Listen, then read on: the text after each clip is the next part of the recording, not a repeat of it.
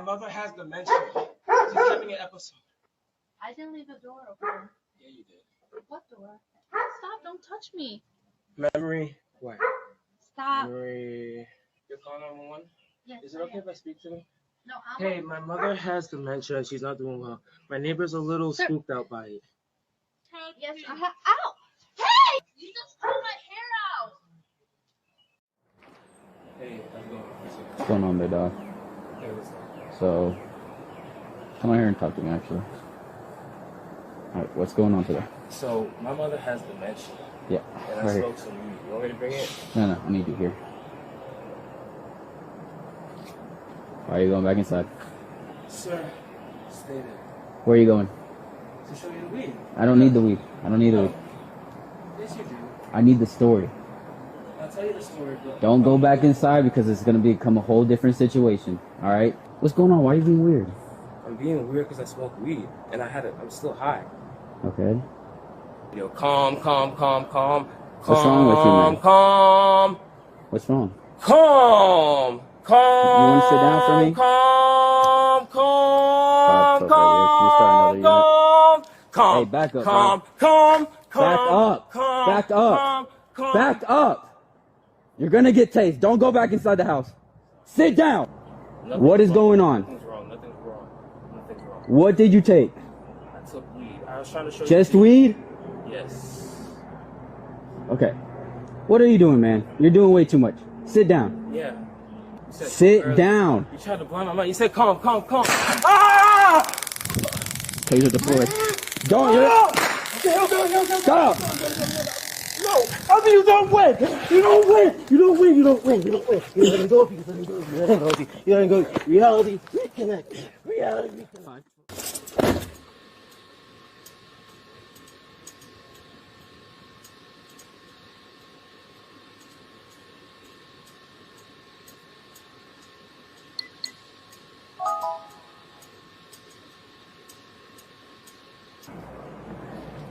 Stop moving.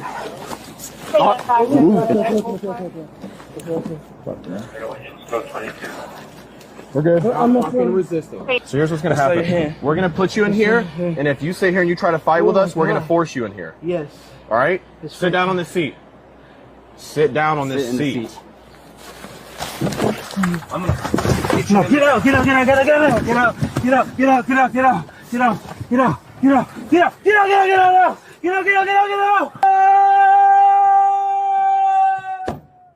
You count 4? Yeah. Look at me. You have an idea? No.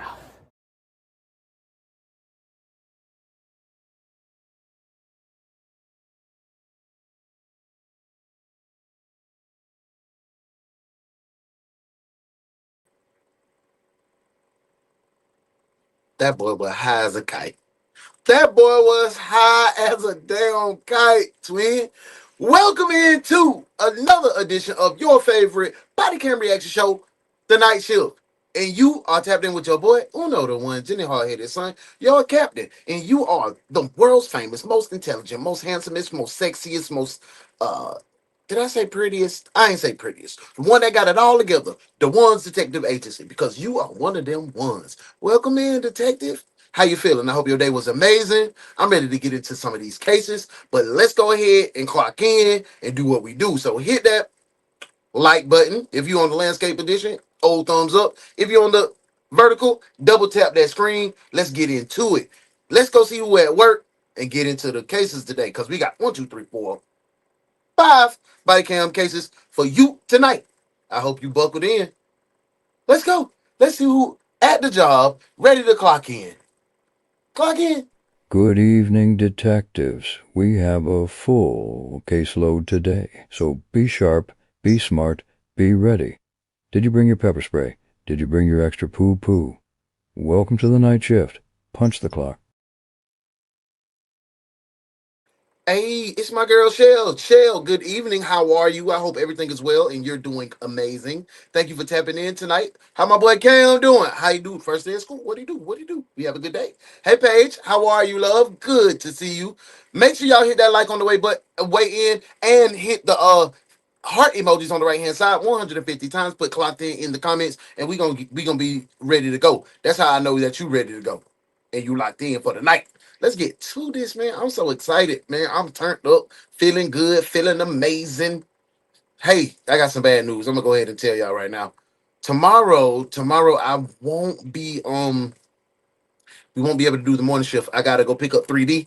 If you've been following, y'all know who 3D is. That's my grandboys. So I'm going to pick them up tomorrow. I'm gonna drive down to Orlando, get them, drive back. I just got off the road from Baton Rouge yesterday. So you know how I go. Life of a granddaddy. Hey, Paige locked in. Hey, Angela, good evening. She clocked in, ready to rock. I love when you are ready to rock and roll. Hey, Gabby, good to see you, love bug. Hey, it's my girl, Miss TT. Hey, Miss TT. How was your day? I hope your day was amazing. It's good to see you ladies in the building. My ladies always come in rocking. Hey, loving myself. Hi, love. Good to see you, Mom. I hope everything's good your way. You're in a good place and in a good space. Yeah, he was tweaking. Juice. Good to see you, bro. He said his mama got dementia and he was smoking some weed. I don't know why he pulled that lady down and did what he did to her, but he was fool. He was a damn plum fool, Juice. Loving myself. Oh no, my day was amazing, man. I get to spend time with y'all. Anytime I get to spend time with y'all, it is amazing. Self, hey love, how are you? Make sure y'all hit that 150 taps and that clock in. Make sure you hit that like. His mother, for sure. Jocelyn, hey love, good to see you. Every night we start at 9:05 p.m. Eastern Standard Time for the night shift. We haven't changed that time. We only adjusted the morning to 10:35. So yeah, we've been rocking out for this whole time at 9:05. Good at work on my day. How you you on your day off on the regular job and you moonlighting tonight? Cool. Yeah, that was crazy, Joshua. That was very, very cool. Taser. I think I've spoken to everyone that wanted to be spoken to. Samper, good to see you, bro. I hope everything good your way. You're in a good place and in a good space. Hey, Hazel, thank you for being here, love. I hope your day was amazing. Self, hey, love up. How's those kids? How was the kids' day? Someone is high on something. He said he only smoke weed. He said it was on weed. Weed ain't never do me like that. Weed ain't never do me like that, twin. Oh, Lord, is that some druggy? Yeah, that was a druggy scream for sure. Network, welcome in. He said he smoked weed. That's the only thing he said, Network. Like, I'm not sure. I ain't never. Thank you. I appreciate that. You know, I be trying to be trying to match my shirt. That's all I tried to do. That's all he hides giraffe ass for sure. I think everybody is clocked in. Joe, what's up, bro? Good to see you. Miss T, where you been? I hope everything good your way. I haven't seen you in a while. I hope life is treating you fair. It always is good to see your face in a place. I hope life is being beautiful to you. Remy, hey, love. Good to see you. Good to see you in the building. Thank you, my boy. Hey, Sanford in here. Good to see you. Joe, let me see. Yeah. There she go. My Southside ATL, Bookie Butt. Hey, CC. Hey, beautiful. Good to see you. We in here. Yeah, his weed was laced with something. It had to be. Just clocked in. Hey, yeah, my boss coaches baseball and has tournament practice tonight, so I came in for him. Okay, that's dope. That's how you stand in the paint and get that money on. Hey, y'all, I spoke to everybody. I'm ready to get this underway. If you're ready to get this underway, put hashtag night shift in the comments and give me a quick, 100 taps. Let's get into case one. Welcome to work, detectives. Let's go. Only a select few is brave enough to face the type of criminals, derelicts, hoodlums, and plain-out lowlives that come out at night. This is the One's detective agency, the Night Shift. Criminals are afraid of us.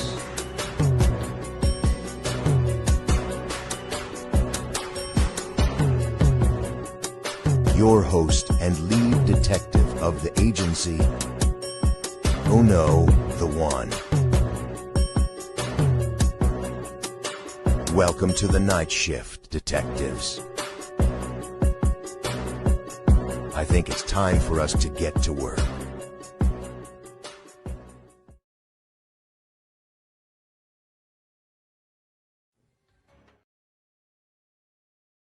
Now, when you get to the scene, be sharp. Don't be out here being Lex. Lock in. This is case number 1, detectives. Let's go. We found in her room humping her. That nurse came in. Well, we had a resident who we found in her room humping her. That nurse came in, caught you doing the dirty deed with her, yelled at you. When I come around the corner, he was wheeling real fast down the hall. Had his fingers open like this. She said this tried CPR. I'm telling you, went down that way, that was already dead. A nursing home is shaken during its early hours when one of its residents in hospice care loses her life under suspicion.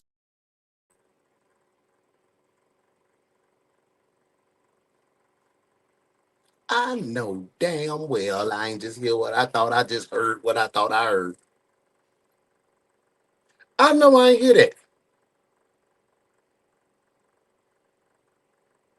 I'm finna run this back, start this over to the top, because I know we don't have a nursing home perv. I know we don't have a nursing home perv. Let's run that back, man. Well, I had a resident who we found in her room humping her. That nurse came in, caught you doing the dirty deed with her, yelled at you. When I come around the corner, he was wheeling real fast down the hall. He wheeling real fast. I bet his ass was wheeling real fast. I'm telling you, He done killed that. He done unalived that lady, A man. nursing home is shaken during its early hours when one of its I know residents in Nathaniel ain't do hospice that. care loses her life under suspicious circumstances. Authorities turn their attention to the man found in bed with her. You ain't in charge right now, big boy. You ain't either, big boy.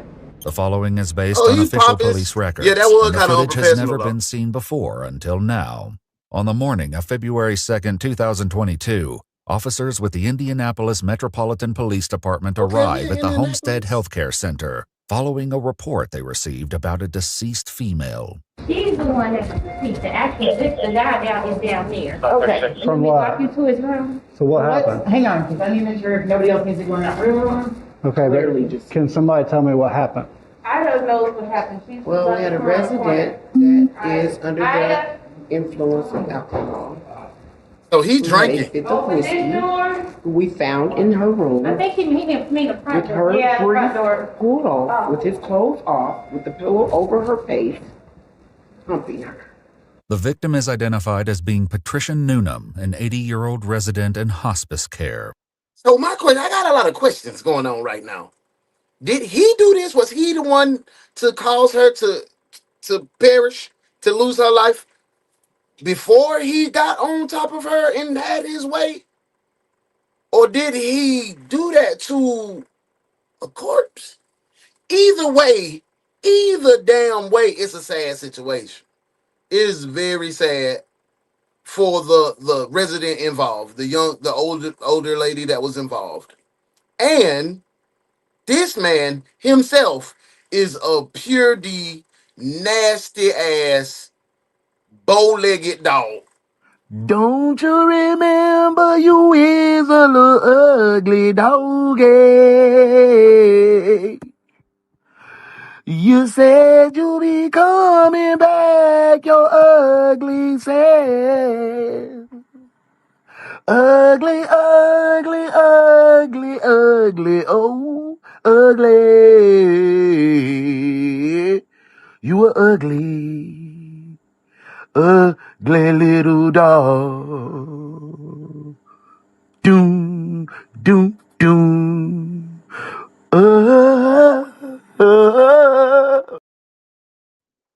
Welcome in, Roman. Good to see you, fam. According to the QMA who discovered her, her speech was limited and she was unable to move on her own. She said this tried The injuries on her face that she already No, that's in the morning, Mom. That's her eating that. So the medics have already been here and left? No. Medics They have haven't been here at all? The nursing staff tried CPR. Officers observe a pink cup located on a dresser, along with a sticky substance on the floor. A pink cup and a sticky. Ooh, that's so nasty. Two gowns are found, one draped over Patricia's body and another on the floor to Yes, what's going on? Good to see you, love. I'm glad you in the building. I hope everything good your way. You wanted okay, south of Orlando, man. I was up and down that road up in the right Florida of when her my son was playing bed. down there A for the nearby chair Hurricanes. is occupied by a bloodied pillow. Probably 10-0. That's sad. Nursing staff here confirmed it, but I want you. You guys think this man suffocated this lady and had his way, or do you think he uh had his way with a corpse? Y'all let me know in the comments. Let's get back to it. You guys to confirm it? Time of death was 5:45. Ida was screaming. I'm like, what's going on? When I come Oh, around, Shell said, let's lock him up. Let's lock him up. I want to hear his story. But the way he was reacting, you right. We can go ahead and lock him up. Drop them warrants in the comments. Let's go ahead and cuff this one. Detective, put the cuffs on this one. At least until we figure it out later. Cuff him, now. he was wheeling real fast down the hall. Had his ankles open like this. After speaking with the nursing Melissa, staff, welcome officers in, on the love. scene determined that the circumstances of Patricia's death are suspicious, and homicide detectives are requested. Until they arrive, getting eyes on the man suspected Squished her of this twice. heinous That's what I'm crime saying. is That a work. priority. Dwayne, Right. we got some visitors, honey. Wait, suspect? Yeah. Stand up for me. Bert, how you doing? That's our resident lawyer, Bert, in the building. Thank you for Turn around, being put here, your bro. hands I on hope your everything back. good your way. 60-year-old Dwayne Anthony Freeman, a resident of 3 months at the Homestead Healthcare Center, is placed in handcuffs. His Dwayne, yo nasty. pants are halfway off, and his shirt is stained brown. Have a seat.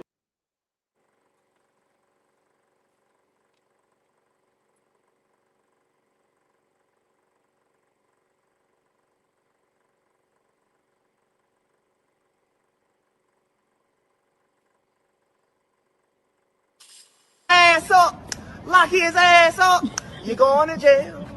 You're going to jail. All right. Keep him That's covered. nasty, Dwayne. Why are you shaking your Dwayne, head? yo ass nasty, twin. Okay. Well, we're trying to figure that out. Sure. A whole bunch of beautiful. I'm telling you, we're not that way. That motherfucker already dead. Had chocolate all over. All right, well, I would say don't say anything to me, okay?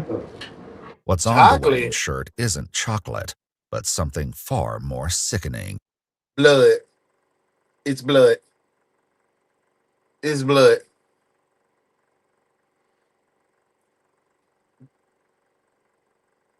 He's a sick bastard. He's sick, y'all.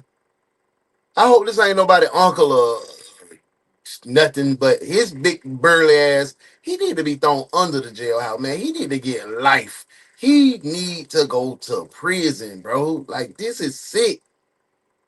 It's blood. I know it is. I'm gonna see if that's you. I'm gonna walk in here real quick and see if that's our suspect shoe.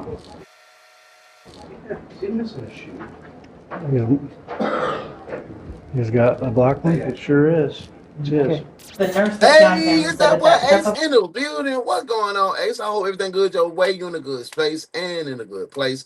Y'all make sure y'all follow my bro Ace. You know he got that thing going too on that true crime. What's going on, big dog? I hope everything good your way. Hey, did he have sex with her until she had a heart attack and died? That is crazy. Oh no, he showed his evil face. Did y'all catch that? A micro expression. I caught it, man. And then he just did something like he tricked, like he clicked out or something, bro. It was weird. Congrats, Miss T. What? Let me see. What I missed, Miss T. Hey, loving Aunt Uno, I just started my new job, been working in training. Now this week I have started my regular shift, so I'll be able to clock in. Congratulations, love. I hope you loving your new job. I hope you excel and soar to the top and become whatever you want to do at that space.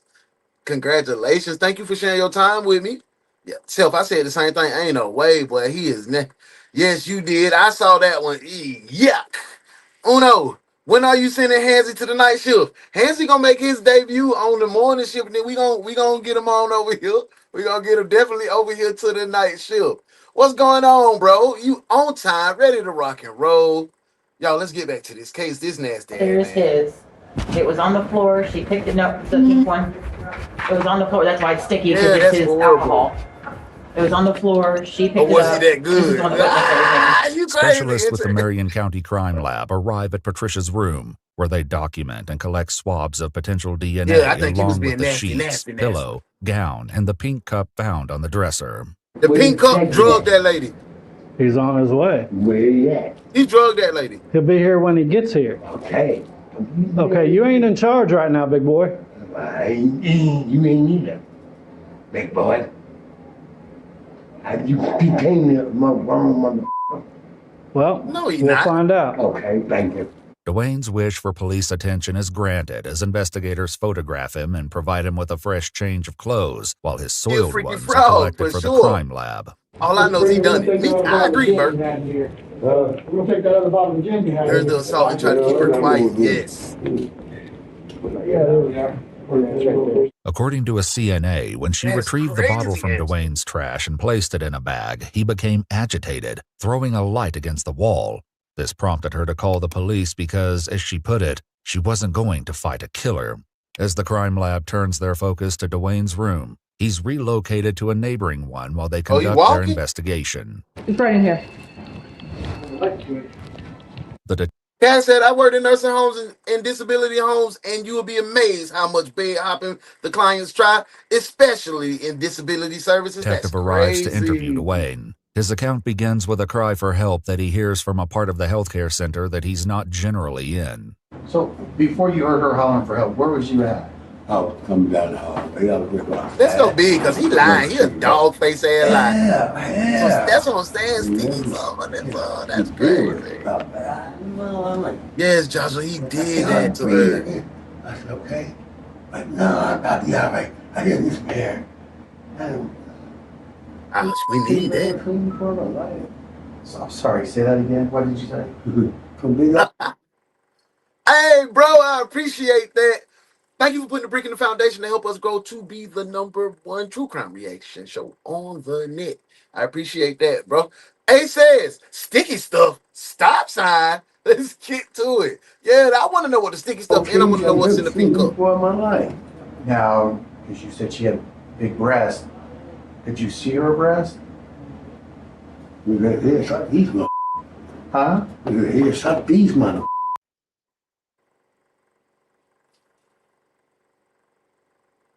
I think that's highly inappropriate. Y'all think this man got something going on mentally? He's like, it's these motherfuckers.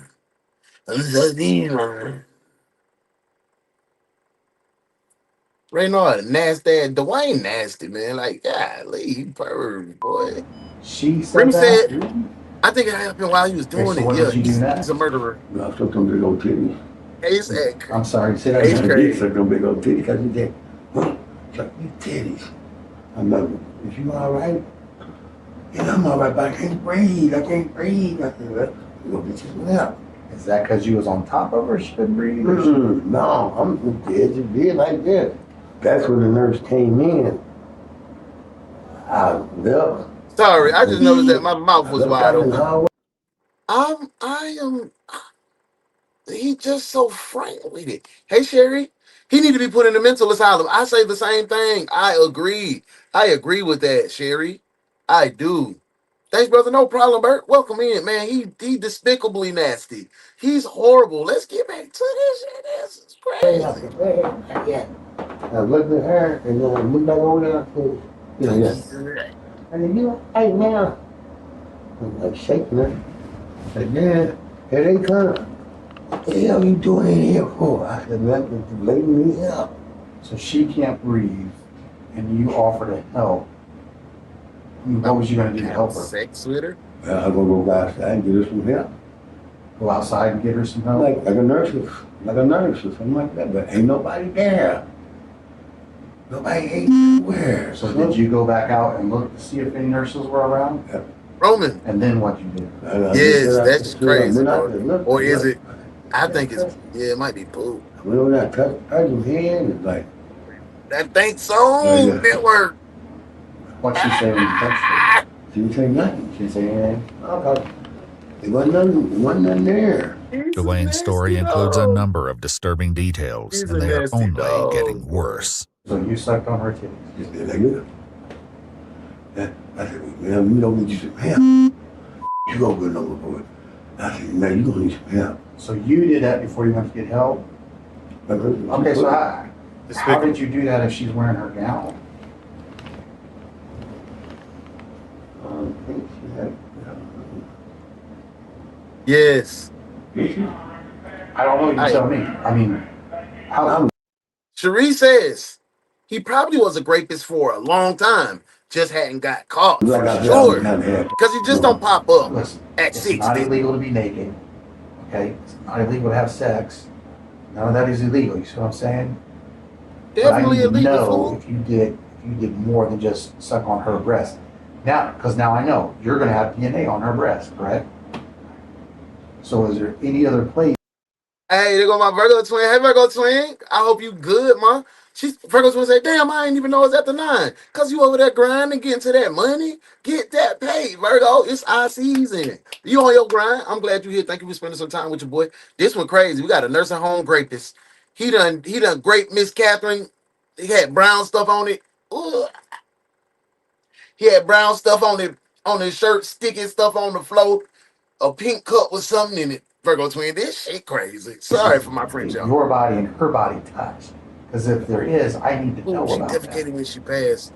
Roman, that's a great point. That's probably the truth too. He nasty. He suffocated that lady. His big burly ass. He shouldn't have been on that lady, man. Didn't they say she couldn't move a lot? You really want to know something? Pull the pants down right here. Pull it. That'll happen at the hospital. Okay. But what are you getting at? But she has some dark around it though. Where's dark around what? Like she was bloody, kind of like. Where? Down by her genitals down there. A fuller picture of Dwayne's horrifying actions is painted. Patricia was found with her depend pulled to the side and ripped, with feces on her inner thigh. Both police and facility staff believe it's what Dwayne had on his clothes after he left Patricia in her undignified state. So you have that on you that now, is is that what you're saying? Okay. So did you try to have sex with her? No, he just, I'm here every day. How come you know? I don't know. She wanted to know why you wasn't getting any. Dwayne has claimed extensive pillow talk from Patricia, a resident known for her limited speech. Now that Dwayne has spun his tale, the detective is about She can't to even unspin talk, it. twin. I didn't choke her. You know, I didn't smother her. I didn't do nothing. B, what's going on, bro? That's my brother V. Yoshi Shinobi and my sis Virgo twin. Make sure y'all follow Dynamic Duo Power Couple, the host and co-host of Everything Ain't For Everybody. Over on Melanated Mushroom LLC. That's my family. They're my brother and my sister. What up, twin? Hope everything good your way. Okay, It's crazy, bro. Can't breathe and go get you some help. I like that. Look good. I came back. No, stop saying that because I already know that's not true. Okay, well, and again, the way I want you to be truthful with I'm being truthful with you. You are up to a point where you start telling me some story about how you went out to look for a nurse. I did want to look for a nurse because the lady said she can't breathe. Listen, that nurse came in. No. I mean, look at this lady. Dwayne. See, my man, Dwayne. went wrong with this one. Dwayne. That nurse came in, caught you doing the dirty deed with her, yelled at you. You already said you jumped up, grabbed your and you left. So I did do that. Start being truthful. That's true. None of that crap about you going out in the hallway and coming back and finding her dead is true. Was she already deceased by the time the nurse came in and seen you on top of her? Huh? Paige says Sticky puts my head in something I shouldn't even be thinking about. Take my mind out of the gutter. I went the same place, Paige. It's disgusting. She dead. You said pretty much? Yo, that's dead.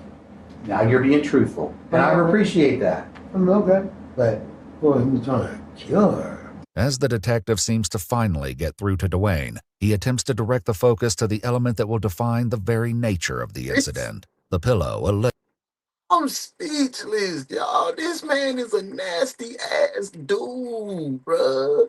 They said the lady couldn't move, the lady couldn't talk, and he is coming up with this cockamamie ass story about she told me why you ain't getting no coochie, why you ain't boy, you lying, you a clown, bro, you a modern clown, bro. You're like, it blows my mind that you sat up here and tried to create that.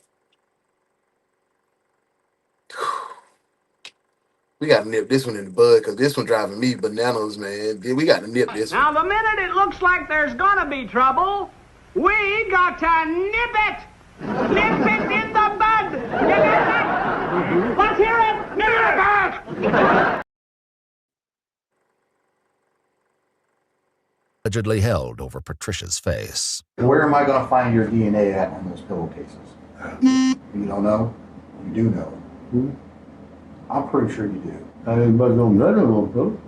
You ain't gonna find no nut in no pillow. I was rubbing her hair. But boy, we trying to kill her or something. I didn't say he was trying to do that. Look, he Why told did you on say himself. suffocate? He told on Because himself, man, your I ass never going said to that. I jail, never. fool. What do you say? He going to jail. Dwayne going to jail. No, if Ass up! Lock his ass up! You're going to jail! You're going to jail! Yeah. He already calling it out. You said she couldn't breathe. That's what she said. I can't breathe. But Is that before or after you put the pillow on her? No, I didn't put no pillow on. You didn't put no pillow So why she said she couldn't breathe? Because you had your big burly self on top of her. No. Oh, I just went through my mind. And they say he ripped her the pins to the side. Man, come on, man. Come on, man. He ripped her the pins to the side. This whole thing is sad to hell to me. It's sad to hell to me.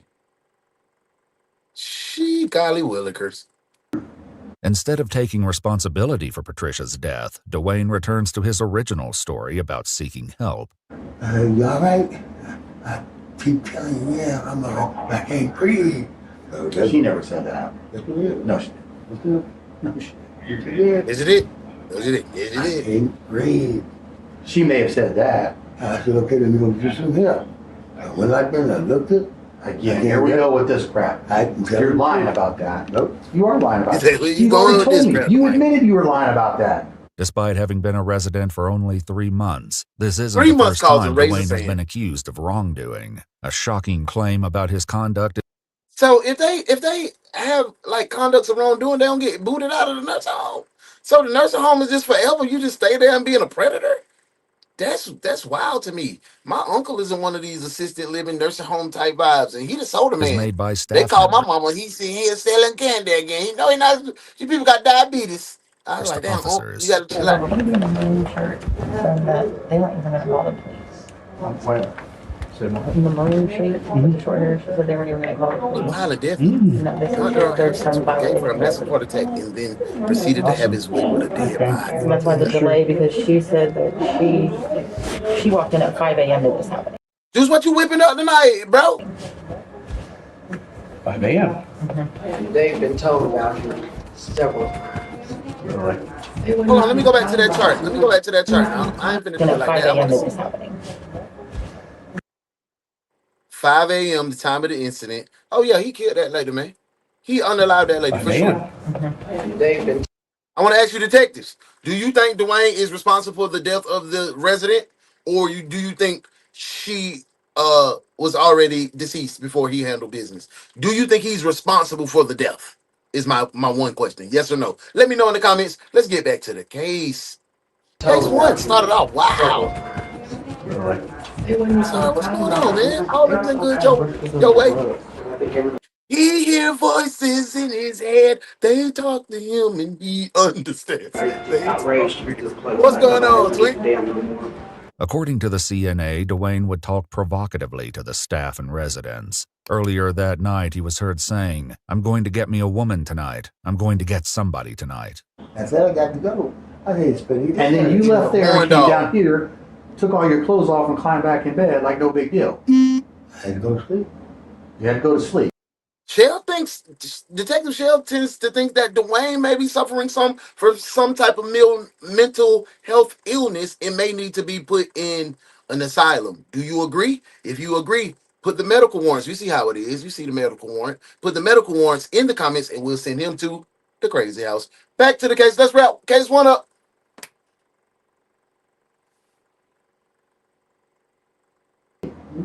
And you just grab your and come back down here and climb into bed because you're tired. You didn't hang around and say, hey, she's passed. I told her that there's something wrong with her. Yeah. Well, what the hell are you doing to her? You didn't say any of that crap. You know what? If you're not going to be honest with me, I'm not going to sit here and waste my time. Okay, well, you ready? Let's go see the DNA. Yes, you see me. We're going. I got a call for a ride for you to come pick you up, take you down there. Okay. Can the gentleman pick you up? No. Dwayne was arrested and transported to Eskenazi Hospital for a sexual assault suspect exam to have his fingers, hands, and genitals swabbed for possible DNA. Patricia's autopsy confirmed that her cause of death was asphyxiation by smothering. He smothered that lady, man. Look at his dirty dog face. Dwayne Anthony Freeman was charged with 2 counts of murder and 2 counts of rape. On June 8, 2023, Dwayne pleaded guilty to 1 murder and 1 rape count. Additional counts were dismissed as part of the plea agreement. Welcome in, Dwayne. On June 22, 2023, he was sentenced to 45 years on the murder count and 30 years on the rape count to be served concurrently. If you'd like to see select... Good. They sent Dwayne butt up the road where he belonged with no sign of getting out for the good Lord clock him out. But y'all know what we got to do. We got to book Dwayne. Yeah, he got 30 years and 45 years to run concurrently, but we here at the Ones Detective Agency Night Shift, we must uphold our oath to duty. That's put all pieces of in the trash. I mean, in jail. So let's put that warrant in the comments. Let's book him. Let's book this man. Book him, Dano. I wanted to kill Fargo, but you were too smart for that. They have nothing on us. I don't you. Book him, Dano. Fargo, pull the switch. I've got to get out of this concrete box and see if I can pick up that bleeper.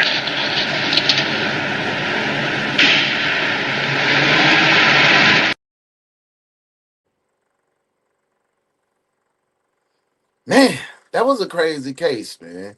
That was an absolutely crazy case. If cats had thumbs, no, straight to prison, General Pop. I'm with you. You don't get no goddamn on pity from me.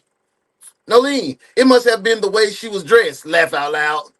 That depends. Was like, come on, Dwayne. He had to be sick though. That sad at Page going to bed each night wondering if someone's going to come for you. I fully get it from working in the assistant accom for disability service. Some night staff or LAF lax as fuck and don't do regular bed checks. Man, they should be held accountable for what went down too if they didn't do regular bed checks and didn't uphold their routine. Yes, them folks at the nursing home be going through some of the worst abuse, elderly abuse and neglect in those things. That's why I just hope I'm important enough to my kids that they'll at least give me a chance at the crib before they throw me in the nursing home. Now, if they just can't do it, and I understand, but I just hope they give me a chance. But that was case 1. You got the early bird case and you got case 1. So you know what's up next. Case 2. Put case 2 in the comments. Go to the right of your YouTube. You see the heart button at the top. Hit that, tap that 100 times. Put case 2 in the comments. And guess what's going to happen? We're going to be on case 2. Let's go. It's case 2 right next. What did I say? You wasn't prepared. You almost got yourself killed. Now tighten up. This is case number 2. Sheesh, rookie.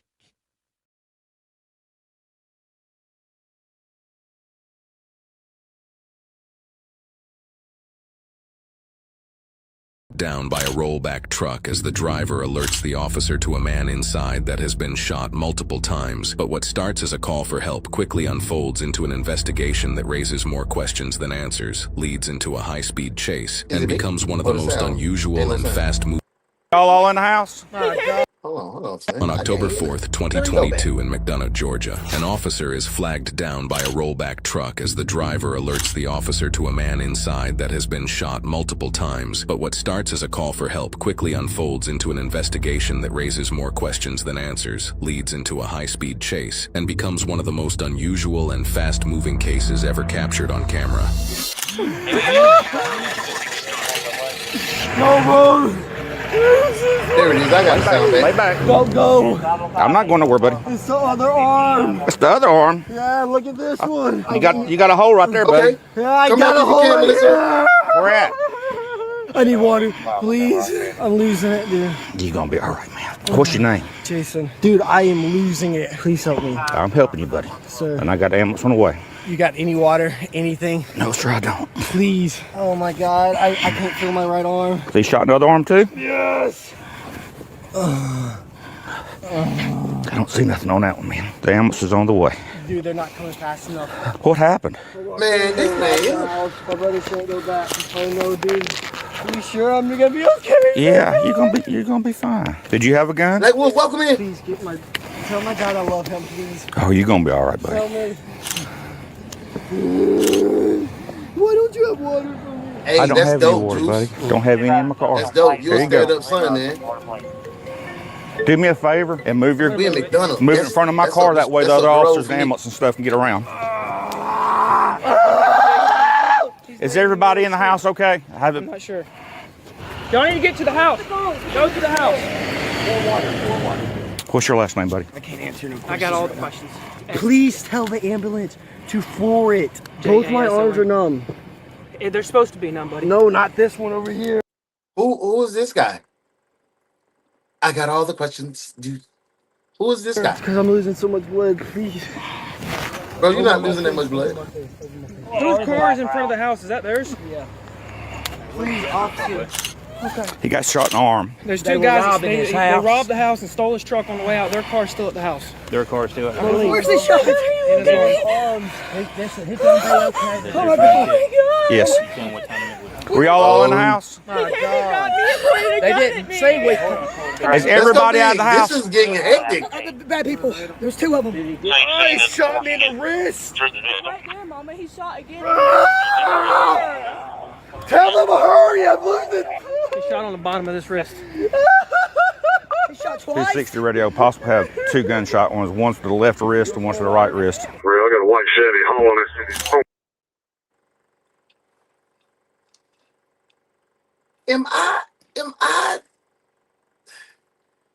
Am I crazy for thinking like, pow, pow. Who shoots someone in each wrist? Like, maybe I'm just retarded. Excuse me. Maybe I'm just crazy. But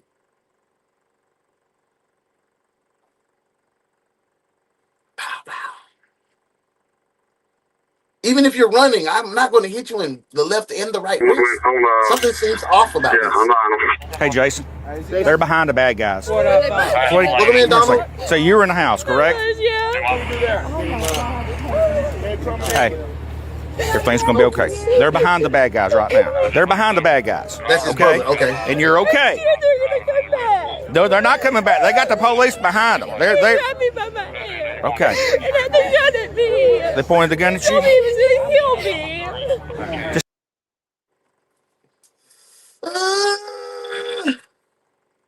Y'all, I don't know. I just feel like this is a show. This is a whole little clown. I didn't see the tears. Let's spin that back so I can get a real good look at what they. It doesn't seem right to me. Am I wrong for feeling like this is that reaction is not right? It just don't feel right to me. I'm gonna run this back 1 minute and we're gonna check this out one more time. Let's go big. They didn't say wait. is everybody out of the house? Yeah, that's what I'm saying, TT. There's two of them. He shot me in the wrist. Right there, Mama. He shot again. Tell them to hurry. I'm losing. It gets at the bottom of this This is crazy. He shot twice. 260 radio. Possible have two gunshot ones. One's for the left wrist and one's for the right wrist. I got a white Chevy hauling it. I'm not. Hey, Jason. They're behind the bad guys. What up? Come here a second. So you were in the house, correct? Hey, everything's gonna be okay. They're behind the bad guys right now. They're behind the bad guys. Donald, they stole his stuff but left their car at the house. How? How, bruh?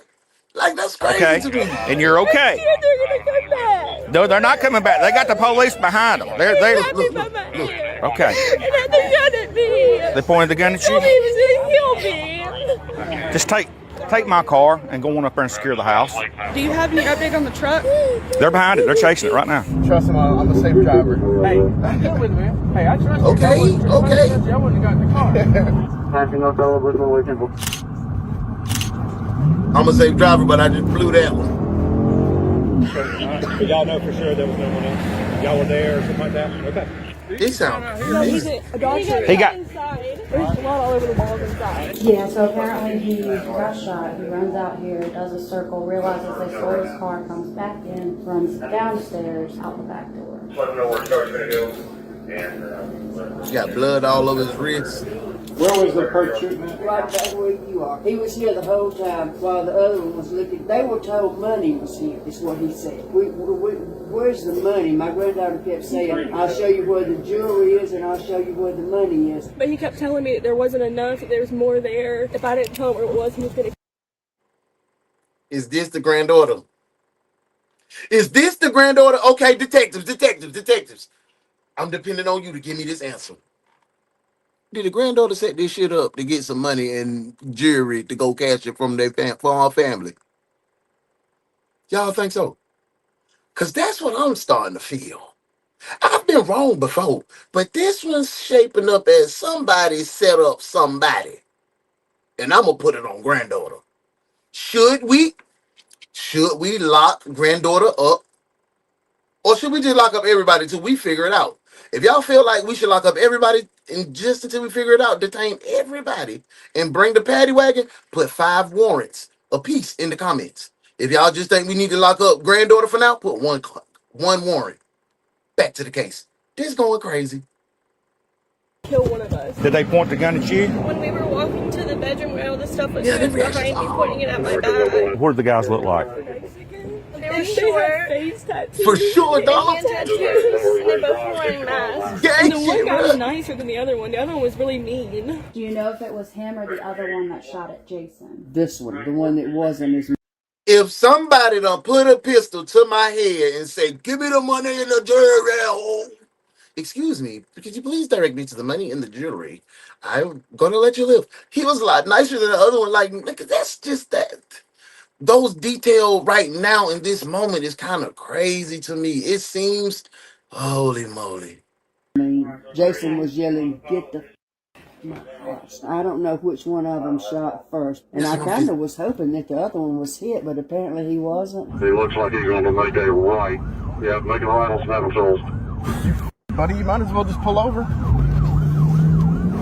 Somebody was planning that for sure. And what truck was you in? I was in the rollback. Actually, I'm gonna need the information off that truck too. If you want to go get your truck, bring it. The truck, bring it back. There's a 15-year-old that lives here, and she said that he tried to go in the 15-year-old's room, and they're like, I don't know why you're doing that because he has nothing. Just 15. In my impression of what I heard them say, they were here for a lot of money. They didn't seem to be interested in jewelry. It wasn't a pawn shop thing. He got a little box and went with Caitlin in their bedroom, and he got jewelry. You know, some of it got left here. I heard Caitlin say, I've given you the watches and I've given you the jewelry. I don't know where anything else is. Caitlin ass is behind it, y'all. Caitlin, that's the granddaughter. In the Caitlin ass bathroom, she behind was it. doing her best to please them, and she told him, she said, I got What's going on, $200 if Good to you see you, want bro. that. And Kyla said, and I've got 40, and he wasn't interested in $200. They were here for a lot of money. You ain't want no little 200, grandma. We're about 60, 65 miles an hour. We're about 70 miles an hour just past Maranatha. For sure. I know this neighbor here, he came over here with his gun. I see that on camera. Nothing else picked up. Lock everybody up. He Okay, said it that's was paddy wagon. Paddy wagon. We finna lock everybody up. I see some warrants flying. Lock them up. Somebody here request a multi-prisoner van. Heard it was more than one delinquent down here causing a ruckus. Lock them up. blurry. She was watching it on video of the two guys, and that's how she knew. She actually beat us here. What goods they got? We haven't really looked through the house. Welcome in. Thank you for being here, love. There was one in one of the rooms down the right side of the closet. Hey, did you see a safe anywhere? One of the UPD officers said there was a safe here. Might be part of the motive. What's in the safe? I don't know. Is there maybe one in the... Where would it be? Is it a second floor? Yeah. Yeah. It might be upstairs. Damn, they paid, ain't it? Ooh, that house look nice and dirty at the same time. I guess Alan must have thought he saw one. He's braking hard or something. All right, we're accelerating again. We're about 60 miles an hour. He's backing the brakes again. Oh, they going. Oh Lord. Oh Lord. What the? What is? That boy done jumped the gate. Hey Cynthia, welcome in, love. Nope. You don't come on. We're in the passer. What a horrible way to get shot. I hope he hasn't believed to doubt before he get to the hospital. Hell, it seems like it takes too long, and I'm not shot. Yes, we've seen several of these cases where we have cheered like, yes, they didn't die, they didn't pass away in the hospital, and the ambulance take 30 minutes to pull up. They died on the way to the hospital. This morning, we had a lady that got shot in the head. She was responsive and breathing. And then all of a sudden, they said she perished. It's crazy to see that too, huh? Thank you for being here. Thank you, Miss TT. Come around left, Steve. We're still southbound of the field. Pond, straight in front. Oh, he's gonna go with the pond. That boy tripping. I'm gonna clear the car.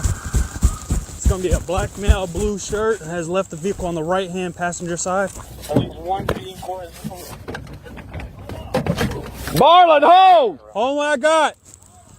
Holding! They haven't got the truck to stop yet? Apparently the truck wrecked in the field or whatever else and they jumped out. You don't look like no idiot. We don't be worried about all that spelling. I'm gonna tell you right now. We ain't doing all that. This ain't no spelling bee. This ain't. We a family. We come to watch true crime, fellowship with each other. We ain't worried about that. I figure it out. I be messing up myself, man. We are not perfect. We are friends. Come on, let's get back to it. We ain't worried about that, mama. I'm glad you here interacted. We were hanging out Mom's window and the neighbor came out. That was damn and I keep telling him to call the police. I didn't want to be too loud. And then I heard gunshots. It's got to be somebody that She full of BS. That knows Tracy and knows his name. I hope y'all can find out who told them to come here. Let's go big, man. I'm gonna let y'all get into this. I'm gonna be right here watching with y'all. These folks is pissing me off. Enough of the news. I know what people do. Where at? And they said Marlon. For real, they don't know Lynn. B.O.C. I'm talking about they shit like ain't nobody. Hello. I gotta get these rowdy under control. Jason, Henry County need to get these boys under control. This is a quiet neighborhood. I don't really ever first have thing any. I told him, I said, how did they know to come to the house in the back of a neighborhood? Because saying we know Tracy has valuables. We know he has more someone than that knows him. So basically, that's a home invasion, theft, attempted murder. Billy and Missy. Boys get away. They're not going to get away, I don't think. Get away. I got right side covered. I had two that just kept going. All right, on you.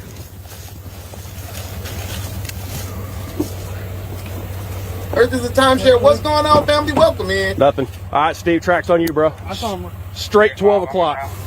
614. All right, 214 ready. We're heading straight south. BB, I'm glad you learning how to walk, man. Glad God spared you, bro. Thank you for being here, bro. Yeah, because I think that's his truck. He pulled up. Crazy. Oh, damn, he took his. Yeah. Okay. Yes, I want to know who Tracy is too. That is dope. According to a female, they came in and said, we know there's a bunch of valuables here. She said we'll one kid figure it had a out, little for gun. sure. She thought it was a toy gun. And then the guy had a larger silver gun. So they had a toy gun? Taking a picture and then Hold on. I gotta spin that back.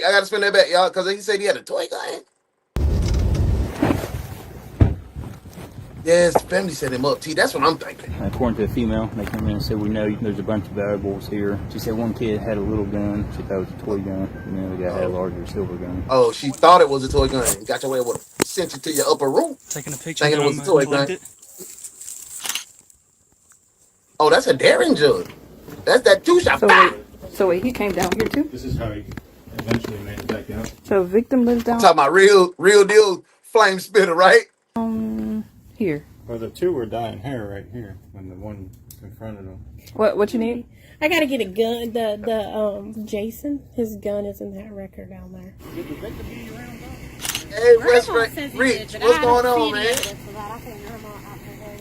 After we do this, we gotta go. Man, Donald, we enjoying your interaction and come be a part of the family. Hit like, share, and subscribe. Hit the notification bell. You'll be notified when we go live. You'll get your work schedule. Your work schedule is 10:35 a.m. Eastern Standard Time for the morning shift and for 9:05 for the night shift. Body cam. We got detective work in the morning. We got patrol work in the evening. We got this thing covered up. And if you want to kick it at the after party, you can leave right after this and go kick it with my bro Ace, man. So hey, we got true crime locked up, and I appreciate your interaction and being here tonight, man. Thank you for being here. Let's get back to this case because this was crazy. They flagged him down in this 100%. I'm with you, twin. They had a boot shooter like he is on. Like he was on the Wild Wild West. You remember Wild Wild West used to have that? Hey, sorry. Did you hear what Lori said? She said Jason was able to get a shot back, but that Jason got stuck in the thing. Toward Austin Drive. Amen. That's directly south. Austin Drive is that way. They're tracking that way. Someone's on different way. Sounds like somebody's still in another car. Oh. Oh, he running again? Thank you for that. We'll come get you. I'm headed back to my car. That's for Donald. Yeah, man. Hey, matter of fact, send all that love to Donald, man. Speedy recovery, man. Send us some love, man. You know how we do over here. We family. Show them that's why we bigger than the internet. Let's get back to it. Hey, Kimberly, thank you for being here. Police! Oh, that boy done stole another truck. He like trucks, don't he? Red truck's taking off on us. Turn around. Go the other way. Can I get a major cross? That is a big field, but I be tired of hell trying to run across that thing, man.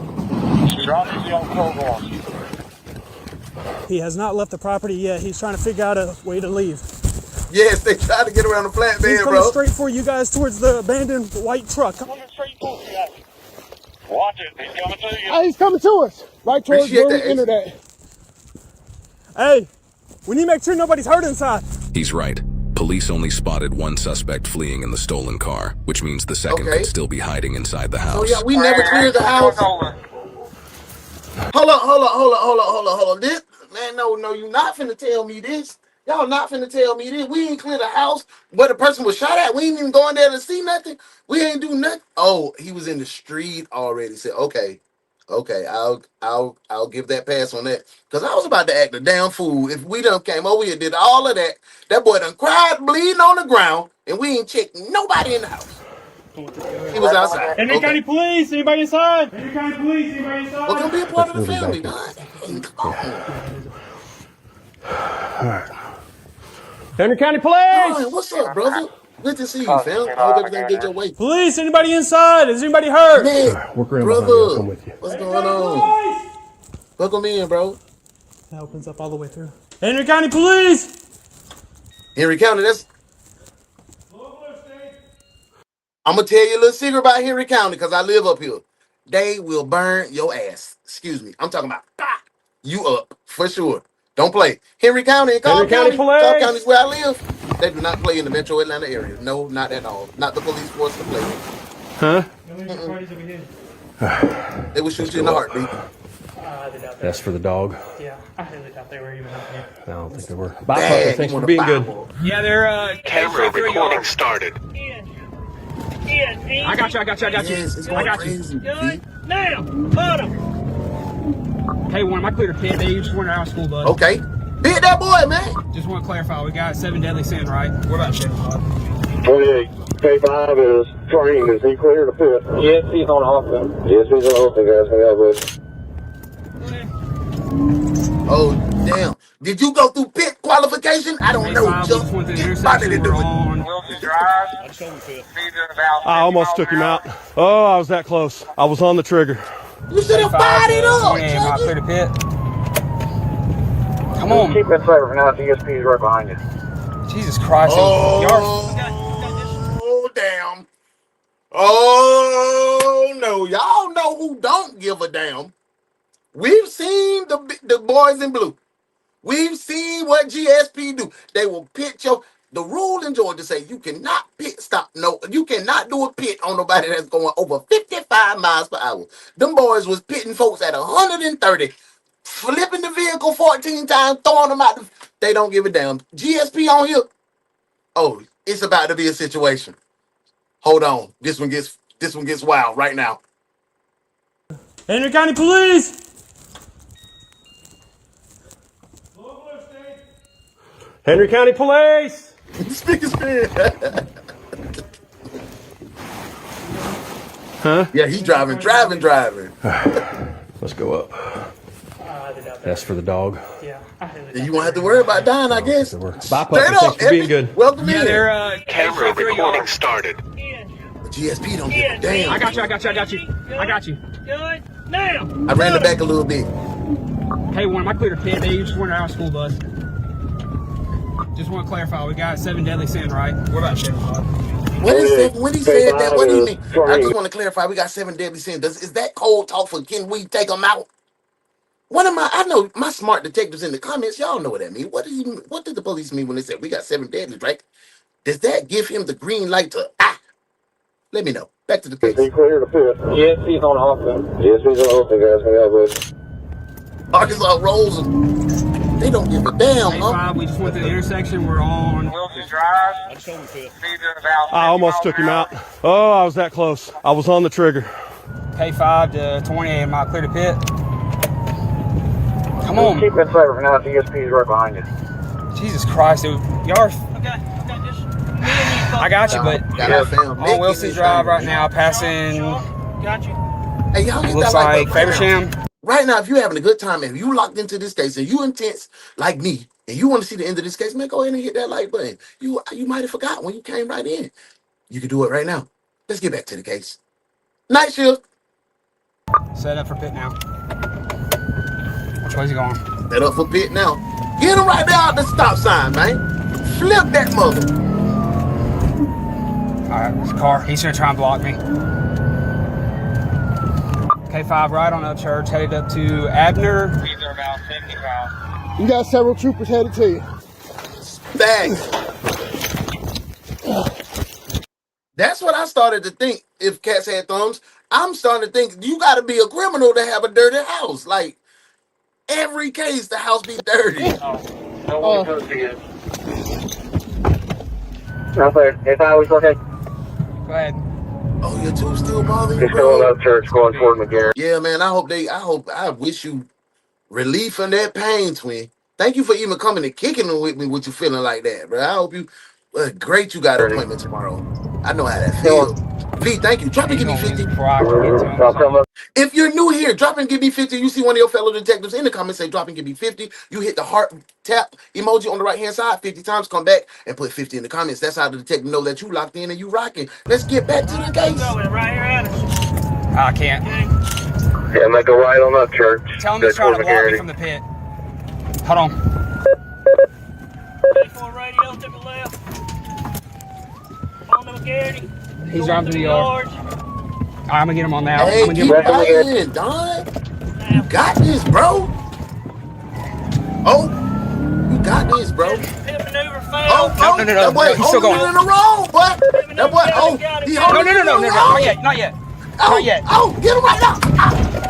Yo, there you go. Here. Hey, I ain't gonna lie. That boy was holding that mug in the wrong, wasn't he? That boy was holding it wrong. He was holding it. Yes. Get the f out of the car! I'm like, Get out, boy, they gonna burn you. I'm about to shoot you! It's 2 of them in there. I thought it was just one. Get on the ground! Get on the ground! Get on the ground! Suspect gives up. Stop it! Stop it! Hey! Stow it! Stow it! Hop! Stow it! Dog! Here! Dog! Stow it! Uh-oh. Get him! I'll shoot you! Get off my dog! Yeah! He got me! Put your hands behind your back! Hey, that's what you get. That's what you get for playing with them people. You a nasty ass dog for doing that. You ugly ass dog. I'm glad the K9 got you. But that K9 is not better than the ones that take the agency night shift K9. I think I need to stick one of our dogs on them too. Get him.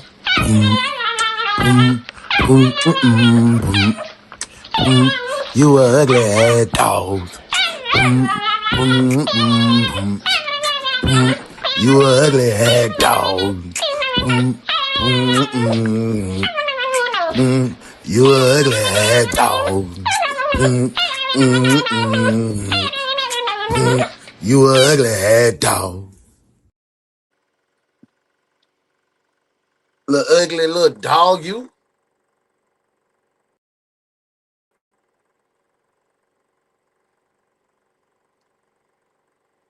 Put your hands behind your back! He's not coming up to you! Get your hands! Follow me! He's getting him! He's getting him! Roll over! Roll over!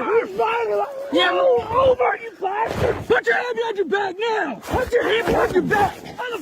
Put your hand behind your back! Shut up! Stelly! Give me your hand! Come on. Watch your head.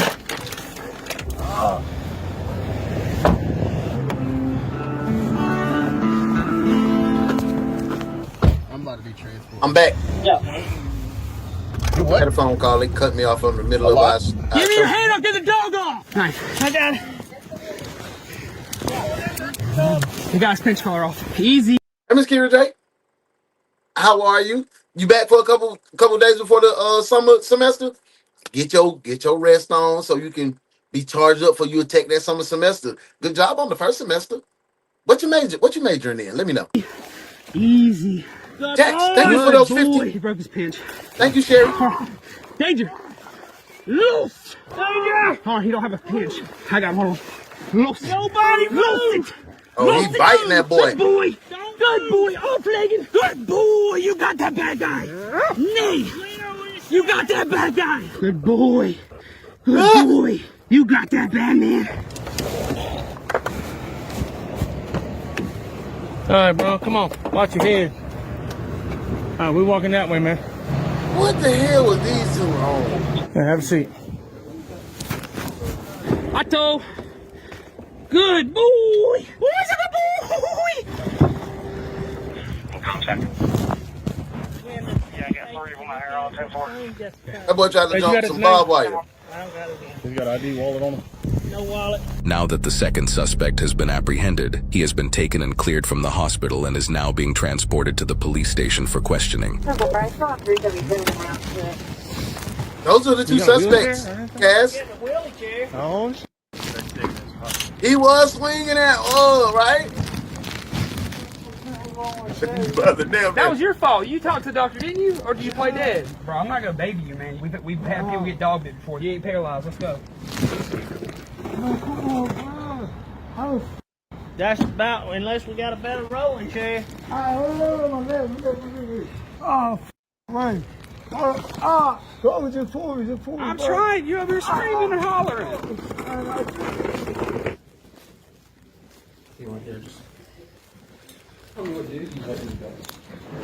Got that boy messed up. Officer Cujo ain't. What's going on? You gotta talk to me, okay? I'm talking about locked on him. Jessica Halo. Good to see you. Score 1 for the dog. You're gonna be hurting. Nothing you did is gonna make you feel good today. Let's go, Big. K2 wrap it up. No, there's no medicine. They ain't gonna give you anything. You gotta do the crime, gotta do the time, man. You should know that. Carlos Cantu, 27 years old, and Brandon Carter, 31, faced multiple felony charges, including aggravated assault, theft by taking, and fleeing law enforcement. During the pursuit, officers recovered a .38 caliber pistol and a wet, muddy blue shirt believed to be connected to the suspects. During the arrest, Brandon ultimately complied and was taken into custody, while Carlos Cantu was apprehended by a police K9 named Danger. He was treated for injuries following the K9 apprehension, transported to Piedmont Henry Medical Center, and later taken to the Henry County Jail. The victims are expected to make a full recovery. Both suspects are innocent unless proven guilty in a court of law. I gotta apologize to the guy that was flopping around on the ground and the sister that ran up with the lack of reaction. I was wrong. But one thing we won't be wrong about, locking these two jagaloons up. So put the warrants in the comments. You know we got to book these two. Let's book them, Dano. Come on, Night Shift. Drop them warrants. Because these people, they retarded. Excuse me. Dang. They crazy. They crazy. Now you're off your rocker, mister. I saw you do it. You shoved her off the terrace. You beat her up and then you killed her. Dano, take him out of here. Book him. Murder one. I'll get you for this. I'll get you for this. Well, I'll worry about 99 years from now.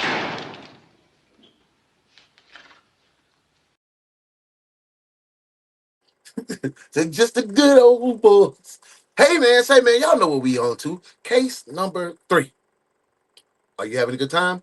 If you're having a good time, hit that 100 emoji on the right-hand side 100 times. Put case number 3 in the comments. And guess what we're going to go to? Case number 3. This is the One's Detective Agency Night Shift. And you are the One's Detective Night Shift Patrol. Case 3. Let's do it. All right, detectives. This one calls for all hands on deck. Be sharp. Be ready. This is the feature case. Don't fail on this one. All right, detectives. Hang in there. I know the caseload is starting to get heavy. You're doing great. You're doing great. Way to recover. Case 3.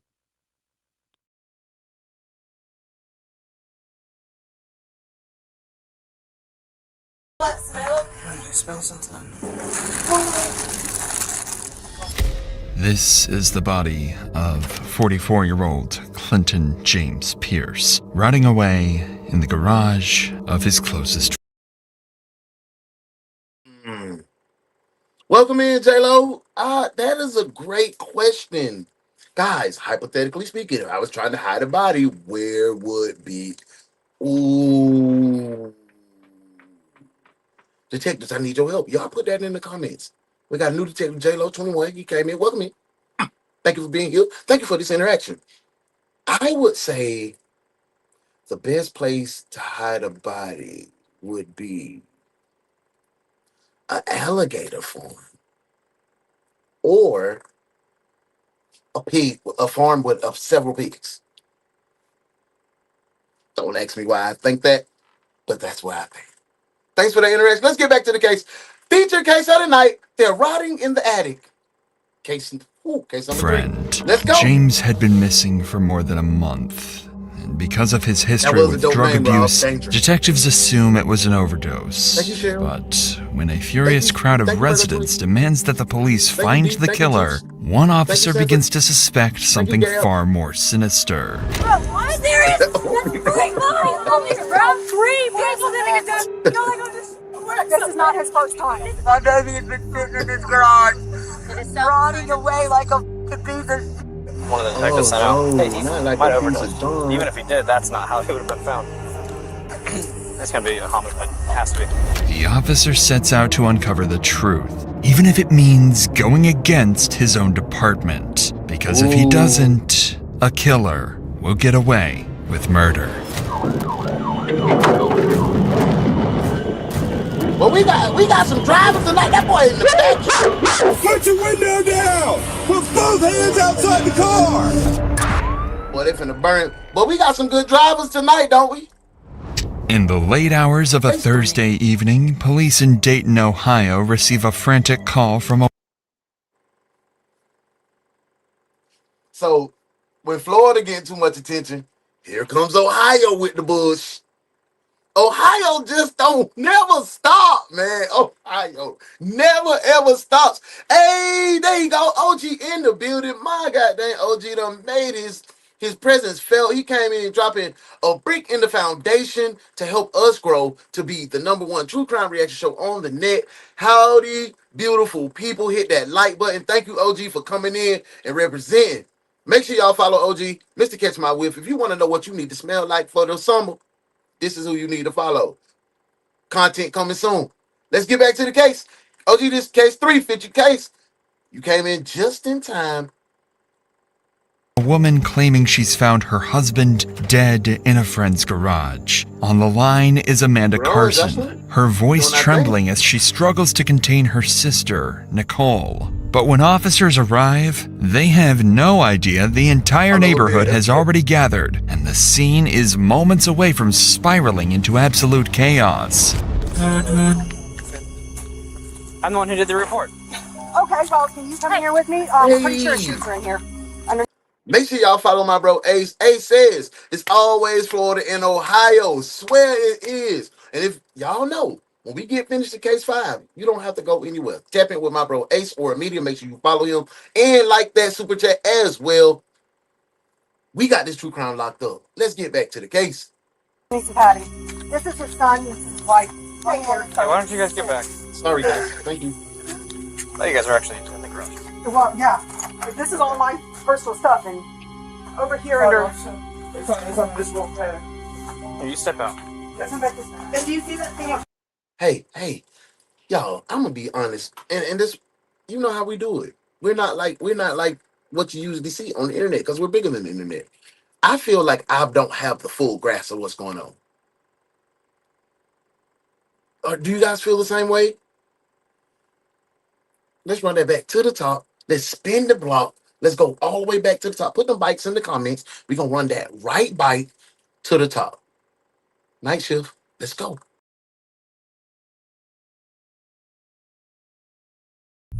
Over here under. Do you smell that smell? I smell something.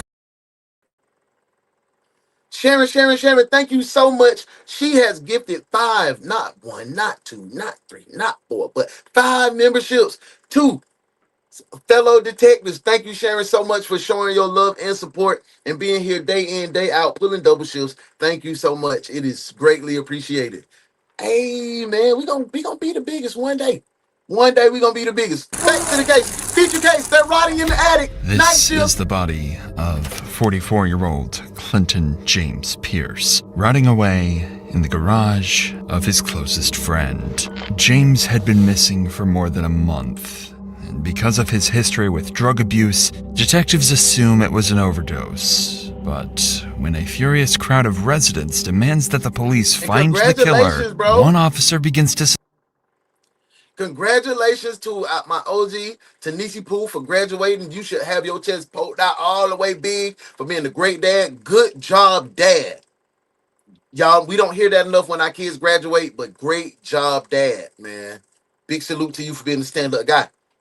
Good job, OG. Yeah. Suspect something far more sinister. What? Serious? That's 3 bodies. Holy crap. 3 people didn't get done. This is not his first time. My baby's been sitting in this garage. It's rotting away like a piece of... And one of the detectives sent out. Hey, he might have overdosed. Even if he did, that's not how he would have been found. It's gonna be a homicide. It has to be. The officer sets out to uncover the truth, even if it means going against his own department. Because if he doesn't, a killer will get away with murder. The world, Craig. The world.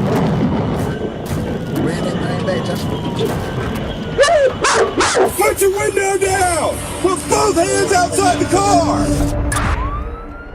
Y'all know I like insanity. Y'all know I like it anyway. In the late hours of a Thursday evening, police in Dayton, Ohio receive a frantic call from a woman claiming she's found her husband dead in a friend's garage. On the line is Amanda Carson, her voice trembling as she struggles to contain her sister, Nicole. But when officers arrive, they have no idea the entire neighborhood has already gathered. You know, Vyoshi, you know how I knew that Dayton, Ohio was rough? From the Dayton Family CDs. I said, boy, there's some dogs. That is the only music I used to know from Ohio. Gathered, and the scene is moments away from spiraling into absolute chaos. I'm the one who did the report. Okay, well, can you come here with me? I'm pretty sure shoes are in here. Kid, underneath the pad. Brilliant young lady. This is his son. This is his wife. Right here. Hey, why don't you guys get back? I thought you guys were actually in the garage. Well, yeah. This is all my personal stuff, and over here under. It's on this little pad. Here, you step out. And do you see that thing of candy right there where you're standing to your right? Do you smell that smell? I smell something. Oh, damn! Look! Thank you. I'm still wrong, but I'm just on the wrong spree tonight. Man, lock me up. Put a warrant in the comments for Uno. Put me in the cuffs. I am wrong tonight. I knew this was Ohio, though. I thought that was for that. You right. You right. Detective, put the cuffs on this one. At least until we figure it out later. Cuff him now. Somebody bond me out. Somebody bail your boy out, man. Welcome in. But what's that say? Bad I am. Back up. Hey, Ma. Thank you for being Beneath here. piles of garbage lies the body of 43-year-old Clinton James Pierce, known to everyone simply as CJ. His family is furious, convinced the police ignored his disappearance for months, dismissing him as a drug addict who overdosed. But as you may be on the horizontal feed. If you're on horizontal, you just got to tap it the old school way. If you're on the vert, just double tap it. If you already double tap, it'll just take it off. So make sure, if you look at it, and make sure you have already put a like on there. Thank y'all, man. We rocking out Officer tonight. Floyd prepares to step outside, one resident bursts into panic, shouting that this is not the first time someone has died in this Jesse! Hey! Messiah, how are you? It's your boy, Uncle Uno. How was your day? I hope everything good your way. I hope moms are treating you fine. You had a good day. Good to see you and Mom in the building. Messiah. Uncle Uno said, hey, man. Yes, sir, ski. Welcome in, Jess. How you been, man? I'll see you in a couple days. What's up, man? Welcome in. Like Medea would. Okay, Medea. Okay, thank you, Mom. I need you up here. Serious? That's 3 bodies over here, bro. Hold on, it's 3 bodies. 3 bodies. Why would you? Yeah, what are you saying? Alright, how do we get this down? Because the man who lives here has moved out. They left. He's in the report. Yes, 3 people didn't get done. This is not his first time. It's not the first time. This is not his first time. The scene is pure chaos. Nicole, the caller's sister, stands before the crowd of the victim's family and neighbors. According to them, whoever lived here has allegedly killed more than 2 people in the past. Now, with a potential serial killer on the loose and a furious crowd closing in, Officer Floyd knows they need to act fast. Lucky for him, Nicole knows exactly who the killer is and will be instrumental in his capture. We tried telling them to come up here. We told our detective. He's been missing since July 15th. Curly would have been on this. You guys can be as mad as you want. Need you guys to move down the alley some. Back up, guys. Come on. Right. Well, He said you guys can be as mad as you want to, but do it down the So alley. I'm going to stand here and talk with these 2 officers. Go down there with your sister. What do you want us to do? Go down there with your sister. These guys didn't do it. This man came out and took the report. I mean, and just because Jay called and said he's a dope fiend, the only thing now, they're going to have the evidence to get Jay now. He got his body in his garage. As soon as I saw, I'm not touching it until an evidence. So she feels like the police dropped the ball, and the only reason that they didn't go check on him because he was a dope addict. He was an addict, and that's sad. And we see that often. Like they just diminish these people because they're going through a bad spot in their life, man. And that is a sad thing when a family member feels just because my family member is going through his addiction, he doesn't deserve the same respect and treatment as other people. And that is sad, man. So I can understand their frustration, man. I hate it for him too. Back to the case. They have a dead body in his garage. Regardless, he's got an answer for that. Where's Jay at now? Go get him. The lady in pink just mentioned the name Jay, someone she claims recently moved out after killing CJ. Officer Floyd recognizes the name immediately.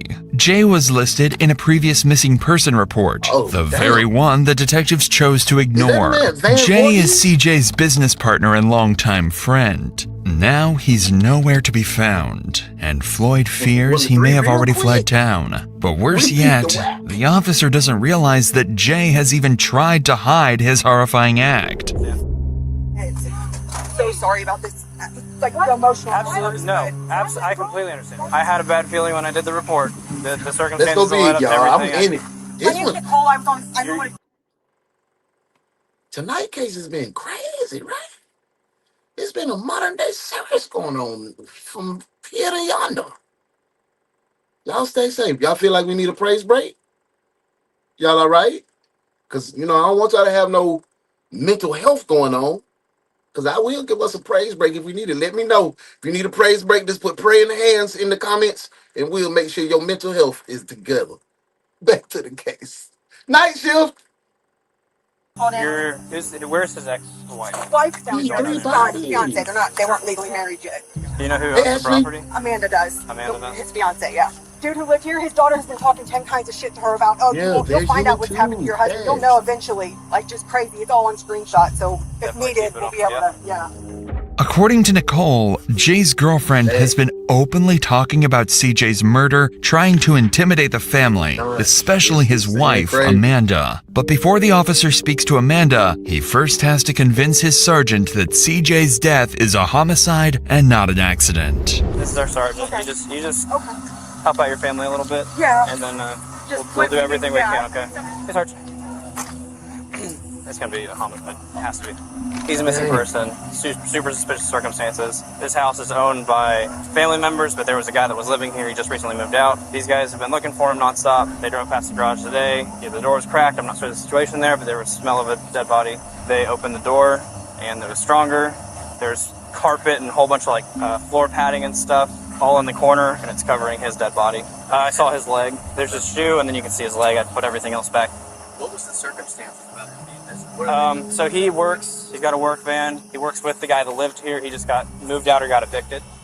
With everyone at the scene pointing. Okay, I'm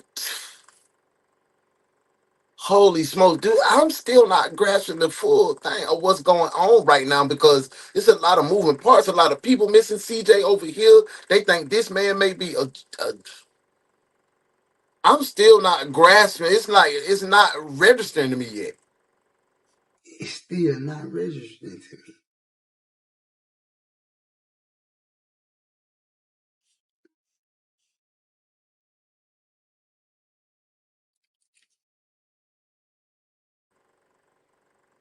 I'm gonna get it in a minute. Y'all, somebody explain it to me. Miss TT said, okay. So I was driving. If I was driving, I want to make sure I got this right. So the man that lived there, they believe did 3 people. And the man they found has been missing for a month. That's all I got. It went from 1 body to 3. And he turned to a serial killer. TT, that's the only information I got, boo. Me and you on the same page. Let's get back to the case and find out what the hell's going on, man. Same person, officers now have a main suspect, 47-year-old Jeremy Van Voorhees, a man they'll soon learn has a lengthy criminal record. Meanwhile, the lead officer goes to speak with the victim's wife, Amanda. The police still believe CJ was a drug addict and haven't ruled out the overdose theory. But what Amanda says next would expose just how wrong the police have been about CJ all along. Who's the one that actually owns the house? I can go get her for you. Yeah, take it to me. Because I got her phone right here. I just hate that her son had to find the daddy right there. Yeah. Thanks. Amanda? Yeah, yes. Amanda, I know you're not going anywhere. However, so you own that house, correct? Yes, sir. So the reason, so everybody knows, the reason we're not just punting that door and grabbing whoever we can is because if we do that right now without a warrant, it throws out a lot of evidence. So the detective can talk to you. I understand. I told you there was something right about this. I agree. There's a rat. Yes. That's why That's what it sounds like. It's a chill house. Detective, I've been telling him for a month. They're not letting. Joshua said, it sounds like people come get high over there, and overdosing is not being reported. And that's exactly right. That's a good job. That's good pointing that out, Joshua. Thank you for that. House or that garage. There's something wrong. Shell says my cousin was a real bad alcoholic, but come to find out, he saw a little Mexican boy get crushed under a car. He actually lifted up the car, but the boy was gone. That haunted him for a very long time. It was hunting me too. That's trauma, man. Damn, sorry to hear that, now what are you gonna do? You're really not gonna do nothing now. How's this story paying out now? He really jumped out of the car and got someone else's car, didn't he? The whole time my baby's been right here underneath my nose. My baby has been sitting in this garage, rotting away like a piece of shit. And all he's ever... that you got him now, though, baby. We gave this son of a... You're right, Ash. I just didn't want to believe that, We gave him a place to live. We gave him a job. We got him out of jail. We put our house up for him to get out of jail. Damn, that's sad, CJ's fiancée, He read that Amanda, pain, man. is visibly distraught, realizing she will never see her children's father again. She says they That be the tough part of these cases. That's what be wearing on me too, y'all. Hearing these mothers and these girlfriends and these children and daddies and grandparents crying about their loved ones, man. gave Jeremy a That house and even got him out of sticking jail on me. several times. Yet he still chose to murder CJ over what officers will soon discover was merely a pay dispute. Devastated by what he's just heard, the officer finally grasps the gravity of the police department's failure to investigate CJ's disappearance sooner. Yeah, they said it was one body found, but it was two more. From this moment on, Officer Floyd makes it his mission to uncover the truth and bring the killer to justice, even if it means holding his own department accountable. I knew there was something wrong. The family was back, so I guess somebody from the family called one of the detectives and told one of the detectives that he was like a drug user. But the initial story was like, he hasn't had any history with us for like 12 years.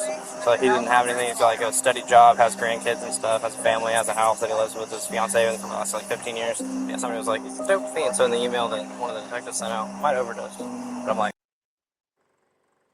See, that's crazy. The detective talking about he might have overdosed, but this officer's going above and beyond. He said, "Nah, man, he been clean for several years. He got grandkids, everything. He good. He ain't on that.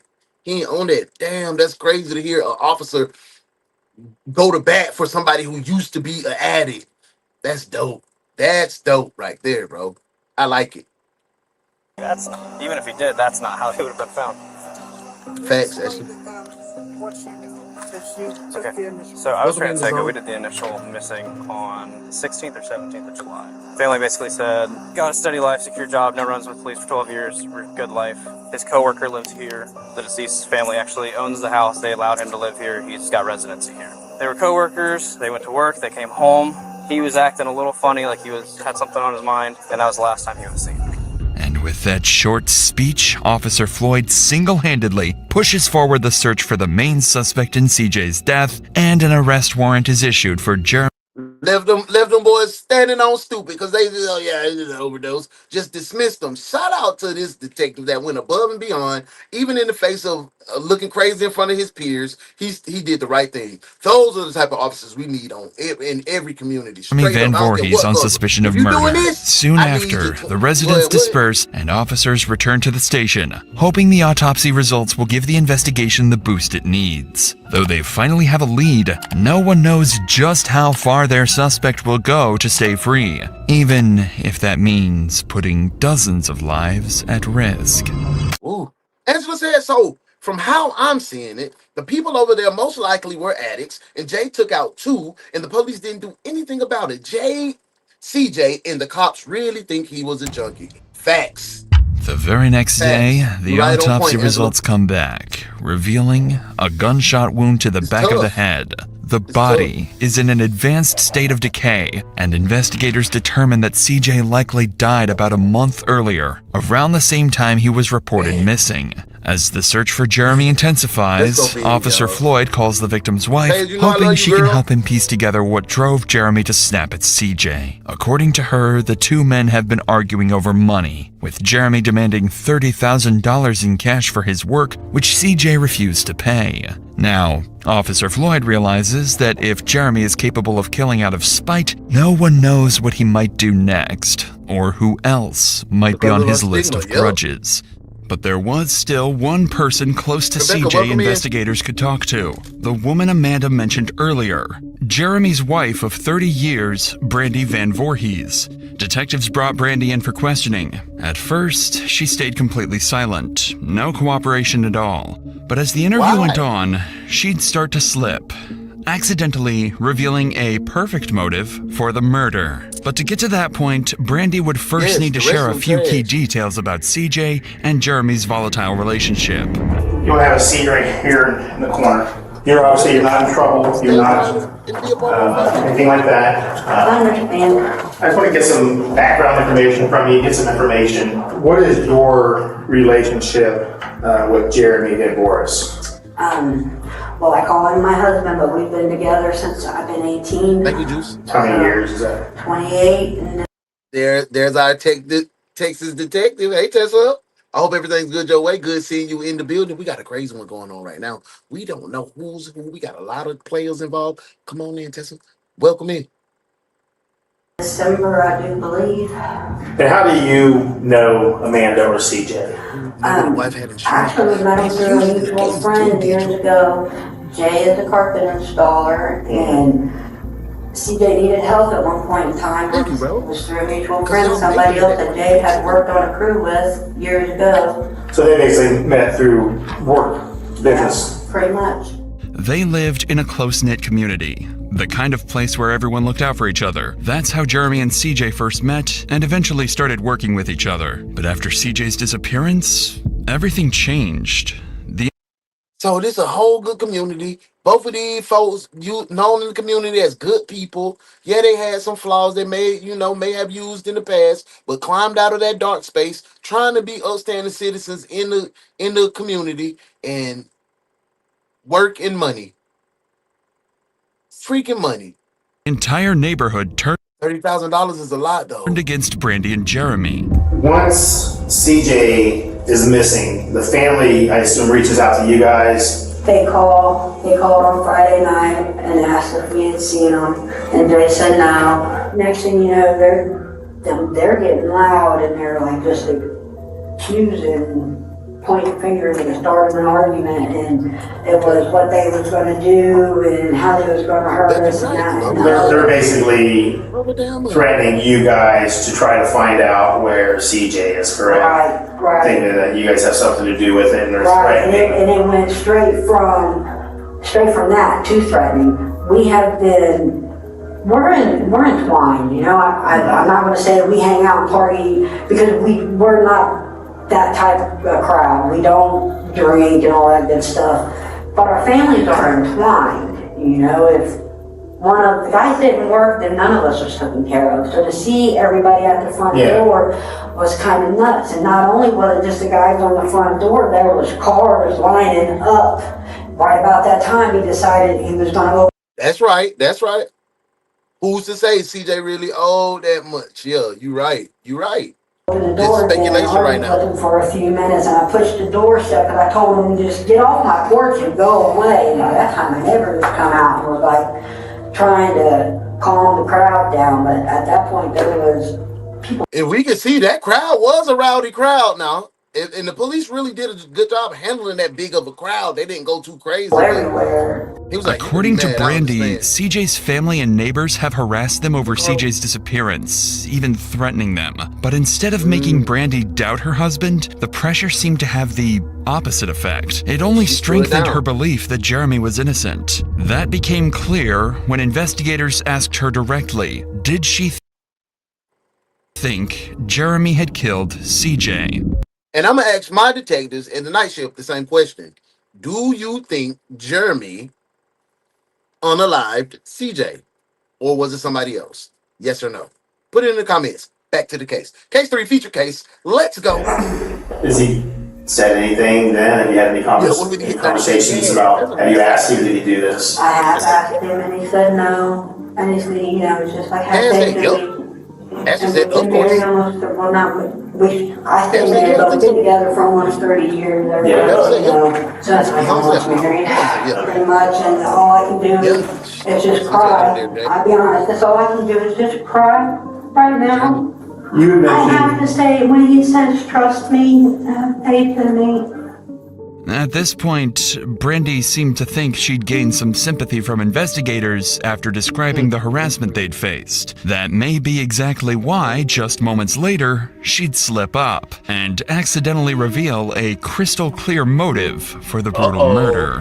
How were they doing it? Were they issuing one check that they would then divide, or were they issuing a check to Jay and a check to CJ? They issued one check, and this was the same way. Oh no. I'm gonna tell you, that's exactly what I stopped doing. I used to be with one of my youth football coaches. He had a home like demo business. Like he'd go in and knock the stuff down and clean it out, and then the bank would come and do whatever. And we was doing houses. We was doing like 10 houses probably a week, going through doing like demo. a day sometimes, you know. Sometimes we try to do 2 in a day. We was knocking them down. And then they start paying that one check. And all of a sudden, the checks start getting shorter and shorter and shorter. You only got one time to play with my money. You only have one time. I don't care if you're a major corporation or not. You have one time to play with my money, and it's over. You have lost me as a employee, and I don't trust it. Because back in my day, I was money motivated. And if you play with my money, that means you was playing with me and you disrespecting me. So that's recipes for disaster, man. Cutting me one check and saying we got to split it, and definitely if you put it in his name, if you put it in Jeremy's name and not my, no. When you're a subcontractor, you have like a leader of the crew, you know, so you have to carry a certain amount of insurance and all that good stuff. So everything is in CJ's name. So there's one check, and then after they would pay, we have Would they use that white work van? Was that? Yeah. Obviously, you know that CJ had been reported missing. And then his body was discovered in the garage at 408 Car Park where you guys were living. And like the last one was, where's the phrase? The phrase was pavilion in Kettering. There is an old folks home, Lincoln something, right there. Yeah. That was the one big job that Jay did without. So real TV media. Hey, love. I'm glad you're here. Thank you for being here. Thank you for vibing. I appreciate your time and your energy. Y'all make sure y'all tap in for Body Shop. The only job that I can think of that was big money. Okay. Obviously, around the time that this happened, or he went missing, where he may have came into a bunch of money. There's no $4,000 check. It's almost as if Brandy realized her mistake the moment she said it, and immediately... Did she say $4,000? Hold on, let me spin this back. Did she say $4,000? So it went from 30 to 4,000? Hey, man, come on, man. Come on, man. $4,000. That this happened, or he went missing, where he may have came into a bunch of money. There's no $4,000 check. It's almost as if Brandy realized her mistake the moment she said it, and immediately she started backpedaling. But the damage was done. To investigators, it was clear. The missing payments for that huge job lining up perfectly with CJ's disappearance was no coincidence. At this point, they were nearly certain Jeremy was behind the murder. But one major problem remained. Police still didn't know where he was, what car he was driving, or what he might be planning next. But just as the investigation seems to stall, the officers receive an unexpected visit. One that points directly. Damn, Ashley, that's a good point you just put. She wasn't shot that they found a body in her house. That's weird. That is absolutely weird. When you mention it, good job, detective. Yeah, like she was just like, that's crazy. To the killer. 6 days after CJ's body is found, a man walks into the police station claiming he knows where Jeremy is hiding. The man is Sean Connolly, Jeremy's best friend for more than 10 years. The officers sit him down for an interview, quickly pulling up everything they can find on him. They learn that Sean has recently been released from prison, a detail they know they can use as leverage to pressure him and ensure he doesn't mislead them. Now, Sean has just become the officers' best hope of finding Jeremy. Gotta get some You work. know him. Top boss, what's going on, Top? How are you now? Top said they didn't find her in the house. Nice town. Okay, You damn. want to talk with me about him? So no. It was some. You right, Top. It was in the attic. They was in the attic, rotting in somebody else's house, right? The trap house that everybody went over to smoke in. You right. That's how you stay sharp, Top. I'm still messed up tonight. Depends on your cooperation. That's why I depend You on know, you you. gotta go straight to prison. We can take care of that. I would prefer, so you guys don't go. We're not out to hurt anybody. I don't want that, none of that, man. Sean claims that Jeremy is hiding at his mother's house, about 45 minutes north of Dayton. Detectives immediately head to the location and begin surveillance. After several hours, they spot Jeremy leaving the residence and driving away in a black Hyundai Sonata. But when officers move in to stop him, Jeremy takes off. He knows the police have more than enough evidence to put him away for good. Not to mention that his car is filled to the brim with drugs like crack cocaine. Question. Is Jeremy gonna surrender after this chase? Because he already took off. Do you think Jeremy's gonna make it out of the chase? You think he's gonna do something crazy to either wreck the car and get himself unalived or do something stupid and the police is gonna unalive him? Y'all let me know. back to the case. Case 3, feature case. We still have 2 more to go. So Jeremy does the only thing he can. He drives like a madman. Out of there, man.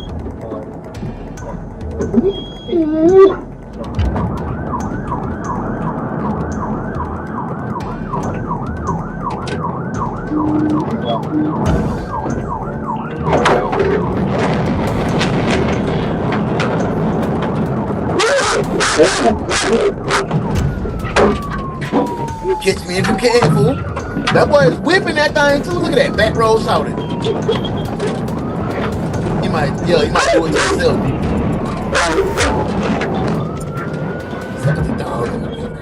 Jeremy is driving with extreme recklessness, showing complete disregard for anyone on the road. The officers know they need to stop him. If they don't, innocent lives could be lost. But then, something completely unexpected happens. Something that will bring Jeremy to his knees. Can you bring eastbound on well? Eastbound on well? Going southbound on right now. Suspect slowing down to 60. You might be stopping.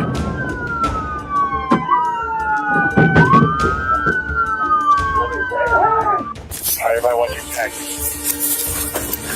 Wonder why he stopped. Did he do that? Did he do all that dope in there? Or about to explode or something? Why did he stop? You guys have a dog with you? Put your window down! Put both hands outside the car!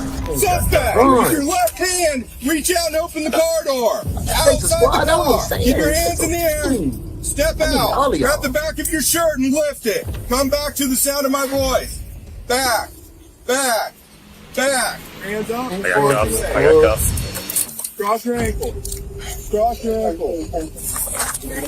Fleeing in the 4-cylinder is wow! After an hour-long chase, seemingly by a miracle, Jeremy runs out of gas and is forced to pull over.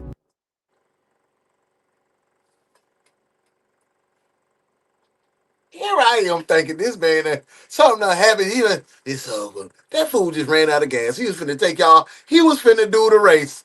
He had already started To the officer's race. relief, he doesn't resist and is quickly handcuffed before being taken to jail. The evidence against him is overwhelming, and the high-speed chase only makes things worse. Still, Jeremy has a plan to get out of this predicament. CJ's family and Officer Floyd wait in anxious anticipation, hoping the detectives don't blunder again and let a killer slip away. Unbeknownst to Jeremy, the detectives about to walk into the room are the exact same ones who let him off the hook and gave him a month of freedom. Damn.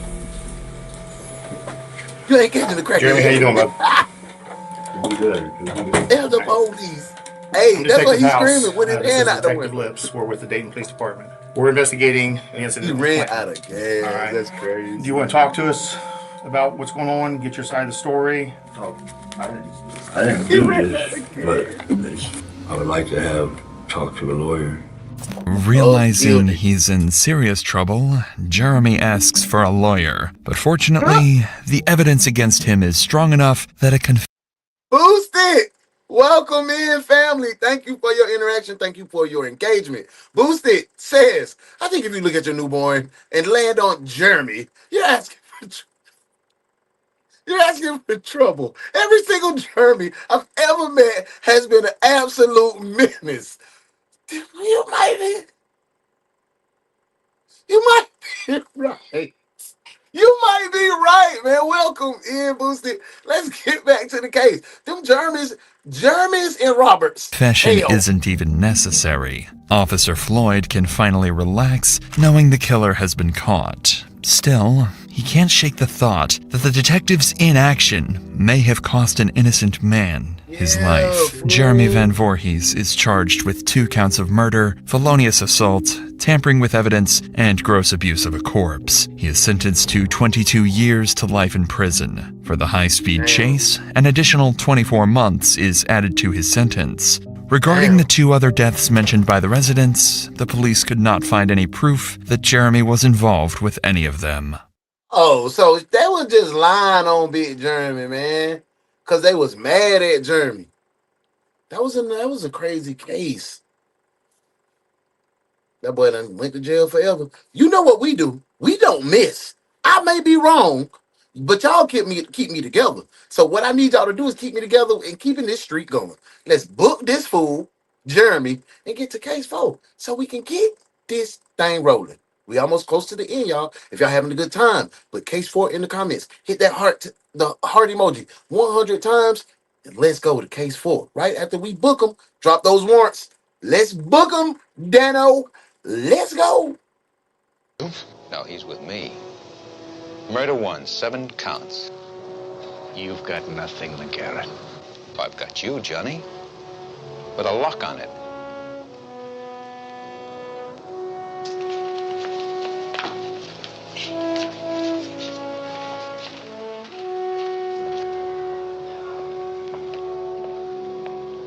Book him, Dano.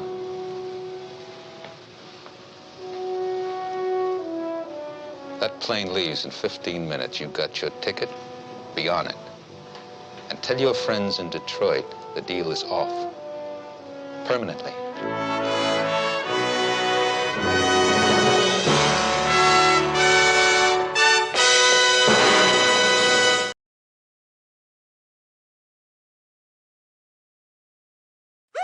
This ain't that cute detective show from the mornings. You're out here with the real criminals, real vagrants. Welcome to the Squee Patrol. Night shift starts now. You talked about killing someone. Oh, Lord. No, seriously. This is 30-year-old Victoria Worth being questioned about her husband's death. Months earlier, she had begun planning her husband Shane's murder, determined to make it look like a...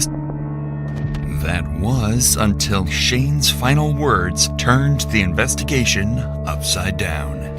Shane, can you hear me? I didn't do it. Okay, everything will be all right. Victoria believed she had orchestrated the perfect murder, securing her husband's house, car, and fortune. But eventually, her arrogance would not only seal her fate, but also bring down the people around her. Some days I just wish you would get in an accident, die or something. There's a lot of things that could be done to make it look like there's... This is the time to tell the truth. I am. This wasn't planned. This wasn't supposed to happen. This has been going crazy tonight, man. At around 2:30 a.m. on September 26th, police in Minersville, Utah received a call from a resident who reported hearing a gunshot. Now, tonight, we've been all over the United States. We done been to Utah, Florida, Ohio, Georgia. We've been everywhere. I like it. Back to the case. Inside his garage. Corporal Cox quickly rushed to the scene, unaware that he was stepping into a carefully staged murder.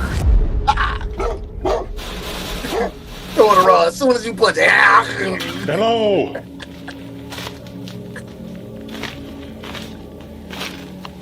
They from the trap Beaver house. 6, They go ahead and broke. send For medical sure they in. from the We're in the trap. garage. All right, man, I got some help coming for you. Got one maybe through and through braid through the chest, so we're gonna have to expedite some things here. One through and through in the chest.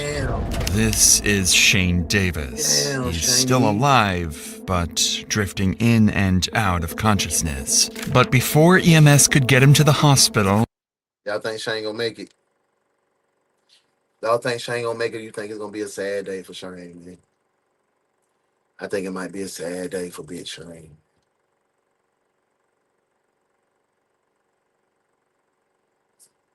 Back to the case. Damn, Shane. Shane managed to mumble something, a crucial detail that would become the first major clue in uncovering everything. Looks like he's walked out to here.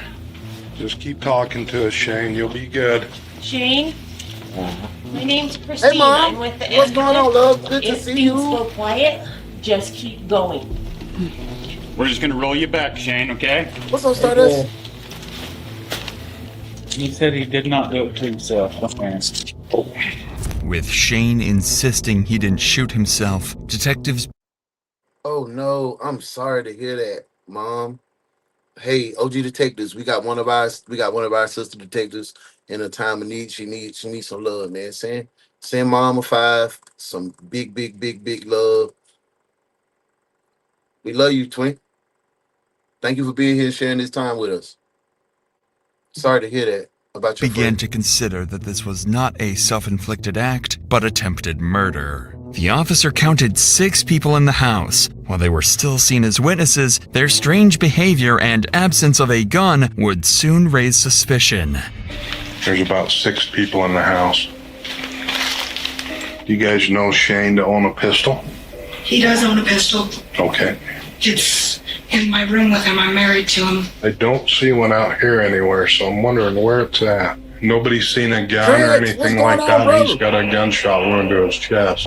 As Shane fights for his life on the way to the hospital, detectives turn their attention to his wife, Victoria Worth. What officers don't realize is that Victoria's mind is fixed on a dark thought. If Shane dies, she would inherit his house, car, and fortune. With this twisted fantasy. But that was $45.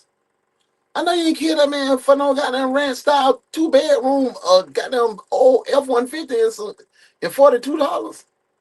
I know that, but that wasn't the case. In mind, Victoria would go on to unwittingly reveal just how much she despised Shane. Is he gonna be okay? I'll tell you later. That's all I can say. Was Shane arguing with anybody I'll tonight? check it, man. Just a little bit with me over a stupid comment. Yeah. He's been drinking nonstop. He was driving. Queen B, hey love, I ain't seen you in a couple episodes. Everything good? Life treating you fair? I missed your interaction. Good to see you. I hope your Mother's Day was I wonderful. told him to come home. He needed to stop it.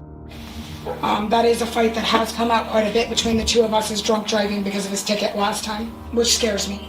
I have a 2-year-old daughter in the home, and the only comment I had made.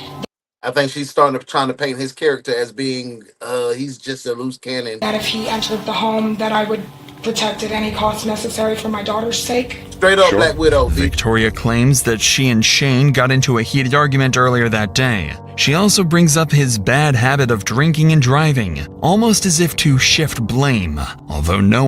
Looks like we found a husband unalived, a wife saying it's a self-inflicted, and a lie in between.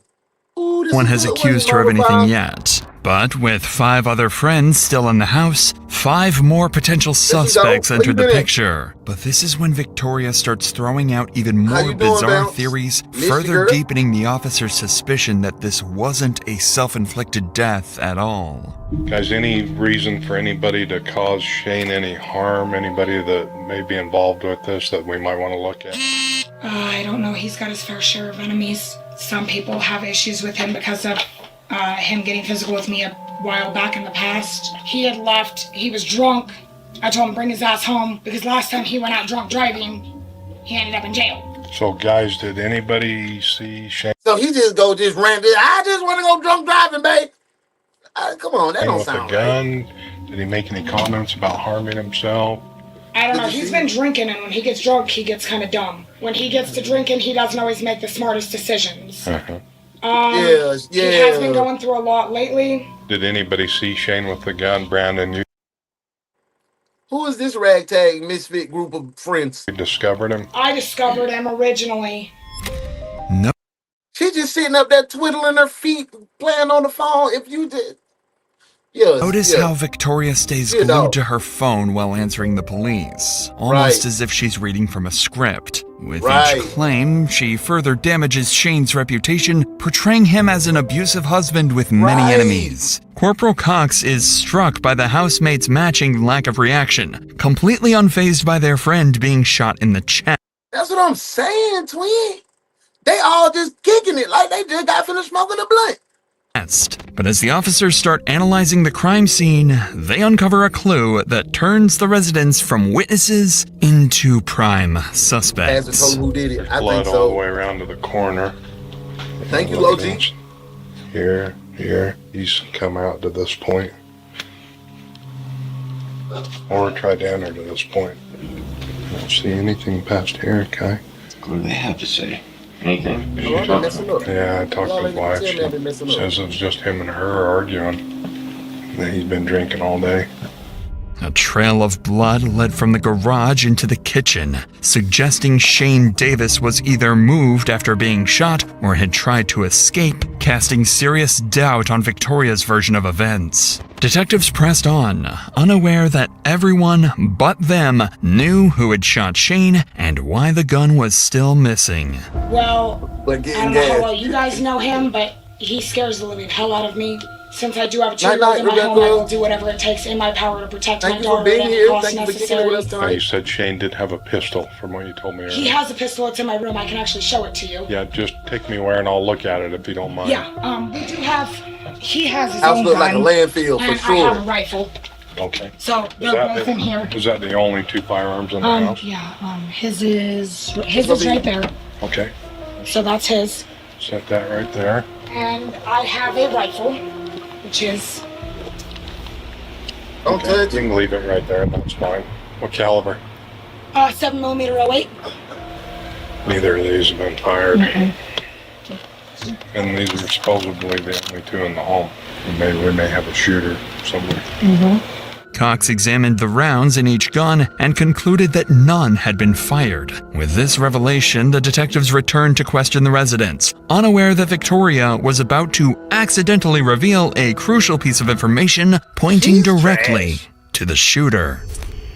Well, do me a favor, guys. Just everybody hang tight right here. I'm going to come back and get a statement from everybody. And well, y'all know what we need. I need my detectives to drop 5 warrants because I want to lock up everybody. We need the paddy wagon. It's time for the wagon. Let's lock up everybody till we figure it out. Somebody here request a multi-prisoner van. Heard it was more than one delinquent down here causing a ruckus. Lock them up. My partner is. I have 2. I'm polyamorous. He's been gone for a while though. She long beforehand. okay. So he left earlier today and has been out and about for a while. No, we're just 400 deep, man. Hit that like button, man. Okay. Yep, just hang tight right here, guys. We got one more case. But just as the officers were about to leave, one of the residents revealed that Jim Ortiz, sorry for the loss of your best friend. Victoria's secret lover despised Shane and was seen leaving the house around the time of the shooting. He identified the man as Mike Miller, someone well known to police for his considerable criminal. My haircut, who be cutting these criminals' hair? They should be locked up too. Record. Finally, the police have a lead, marking the start of the hunt for their primary suspect. Did they say he was the main Bookie Butt? So that was her girl. That was her little side situation. Michael Miller, was that the side situation? Little red down there. Now let me know, detectives. The officers were now on the lookout for Mike, a likely suspect in Shane's death, or at the very least, someone with answers. A few hours later, after searching the nearby area, one car's license plate matched 27-year-old Mike Miller. To their surprise, Mike was... Is that boy riding in an 02 Dodge Neon? I used to want one of them cars so bad. Carl Gregory had them in Brunswick. They were selling, buy one car, get another car for $1. Yeah, I said, no, I don't want that because it's gonna conk out on me. My mama got one. It drove pretty good. Back to the case. Compliant when approached and even agreed to come to the station for questioning. But while the officers expected denials and deflection, he would tell police exactly what had gone down. He proceeded to walk towards me and ended up going through the garage. I know she tried to keep him out of the house by keeping him pinned to the door. For a minute, she kind of kept him there, and then he got kind of pretty physical with her. He grabbed her wrist and he shoved her. And I told him, like, Shane, I will shoot. She a poly pimp. She pimping these jokers. You need to let her go. He wouldn't listen. I did what I did to protect him. I shot him. Without any pushback from the detectives, Mike admitted point blank that he shot Shane. But there was... That's what I'm saying. She got too many adjectives and pronouns attached to her name. When do you get time to just be you? You poly, alcoholic, drug-induced, racist, like, damn. How you get all that time to do all that? Let's get back to the case. I'm with you, Rebecca. Like she doing too much for real. A reason for his unusual honesty. He would soon claim it was all in self-defense. She had me go tell him to shut the truck off, and I looked at him like, dude, I'm just telling you what I was told to tell you, because he does tend to at times get kind of physical when he's drinking. I wasn't going to just sit there and let him hurt the woman I love. I saw him as a threat to that household and to that child, and I did what I had to do to protect them. I shot him. Pure self-defense and protection for that household. Despite Mike's apparent honesty, the police know he isn't telling the whole story, although for now, they let him believe he's off the hook. And don't he got a skunk, he got that thing skunked out, he got the red and then the black. That boy doing a lot. But before the officers can apply pressure, Mike introduces a new name, someone supposedly even more dangerous than Shane. Sean, who he was on the phone with, he had called her a bitch quite a few times. She had given the warning to Sean that if he came here, it wasn't going to end well. From what I understand, Sean is a very violent person, and Shane kind of... Kathy, welcome in. This case number 4. We got one more for tonight. This one was about a husband that was found with a gunshot wound to the head. Wifey said it was self-inflicted. The evidence say it might have been a side dude. She was polyamorous, so she was pimping these men, and one of them was struck with a bullet, and we trying to find out if she did it. Welcome in, Kathy. Let's get back to the case. Case 4. Said something to Sean saying, he's like, you know what, Sean, go ahead and come down here. That then there posed a threat on the household because Sean wasn't going to come down here and just talk everything out. He would be armed and he was going to come down here for a fight. According to Mike, Sean was a friend of Shane's who was moments away from arriving at the house, armed and ready for a fight. But since Mike had spent 5 hours on the run after the shooting, it's possible Victoria instructed him to tell the police this story and perhaps even to claim self-defense. However, Mike's self-defense argument was far... We're a reaction channel, so we interact. So if I don't let the video play enough for you, hey man, I have a lot of true crime friends that I can point you in their direction too. We just want you to kick it and be a part of the family. Like matter of fact, after this, we got Ace Aura Media. He doesn't stop the videos as much as I do. So good luck. Good luck in finding someone that fits for you, bro. Thank you for being here though. Weaker than he realized, and the detectives began pressing him on it. Why did you immediately go to the gun rather than try to physically stop him? Because there's 2 of you and just 1 of him. The light wasn't on, and like I said, it's really cluttered in that garage, so I would have ended up falling. I didn't see your 7-month milestone. Share it with me, mama. And stumbling. Hindsight 2020, is there a way that you would have handled this differently? Yes, if he hadn't been so stubborn. Yeah, I mean, but rather with using the weapon. And that's something I thought about throughout the night while I was driving, is that I probably could have handled that a lot differently, but like I said, he was already getting fairly aggressive with everyone else and pretty loud. As the officer points out, with multiple men in the home, subduing Shane wasn't just possible, it was the right thing to do. By now, Mike and Victoria's relationship seemed increasingly strange, and see, I knew it, but then she said she was poly. I don't think she was poly. She lied.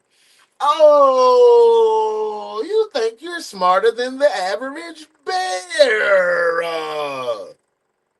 You weren't poly. This was an old school plot to take the main man out because you were in love with this dude because he was doing what your main man didn't want to do to you anymore. Get out of here. You a dog for that. You tried to trick us. You tried to trick us, little lady. You little nasty little dog. You. Why all the time that I was loving you, you were busy loving yourself. I would stop breathing if you told me to. Now you busy loving someone else. 11 years out of my life. Besides this face, I have nothing to show. Wasted my years all through the while. I should have left your face a long time ago. And I'm such an ugly dog. I'm such an ugly dog. I'm such an ugly dog, you see. Hey, Lindsay, welcome, man. Welcome, man. Thank you for your interaction and your time. Let's get back to case number 4. Let's do it.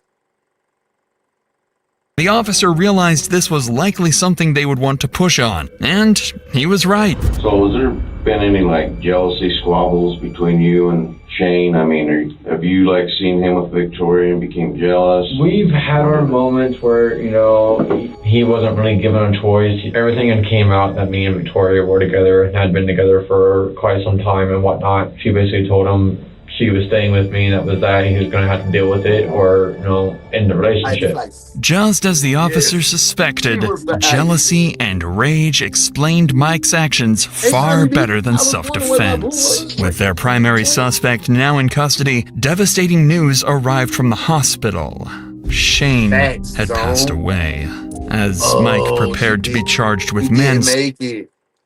Zone, see, you came in vibing with the same energy. We definitely need you to be a part of this family. Thank you, bro. Thank you for that. Victoria believed her brilliant plan had succeeded and that she had outsmarted the police. But little did she know, her arrogance would eventually catch up with her. Hey, now I got some beautiful ladies in this detective agency, and they single. And here she is. Got somebody killed. I don't know. I don't know what to tell y'all. I don't know. It's now 1 month after Shane's death, and Victoria is still living in his house, driving his car, and carrying on as if nothing had happened. She frequently visits Mike in jail and writes Facebook posts about how much she misses Shane. It seems that You visit in jail, but you... fateful night was behind her, and Victoria was free to live her dream life. But that was until something completely unexpected happened. On November 7th, the detectives received an anonymous tip to check Victoria's Snapchat account. While they weren't expecting much, after all, their primary suspect was already in custody, the investigation was about to be turned upside down. Unbeknownst to the police, Victoria had been planning Shane's murder for months over Snapchat with Mike. While Mike may have pulled the trigger, the messages made it clear that Victoria was the mastermind. With this new evidence showing that Victoria had conspired with Mike and encouraged Shane's murder, the detectives were ready to bring her in. Although Victoria remained arrogant, still convinced her plan was flawless, the police now had enough proof to completely dismantle her. So, I mean, Michelle says, and welcome in, Michelle.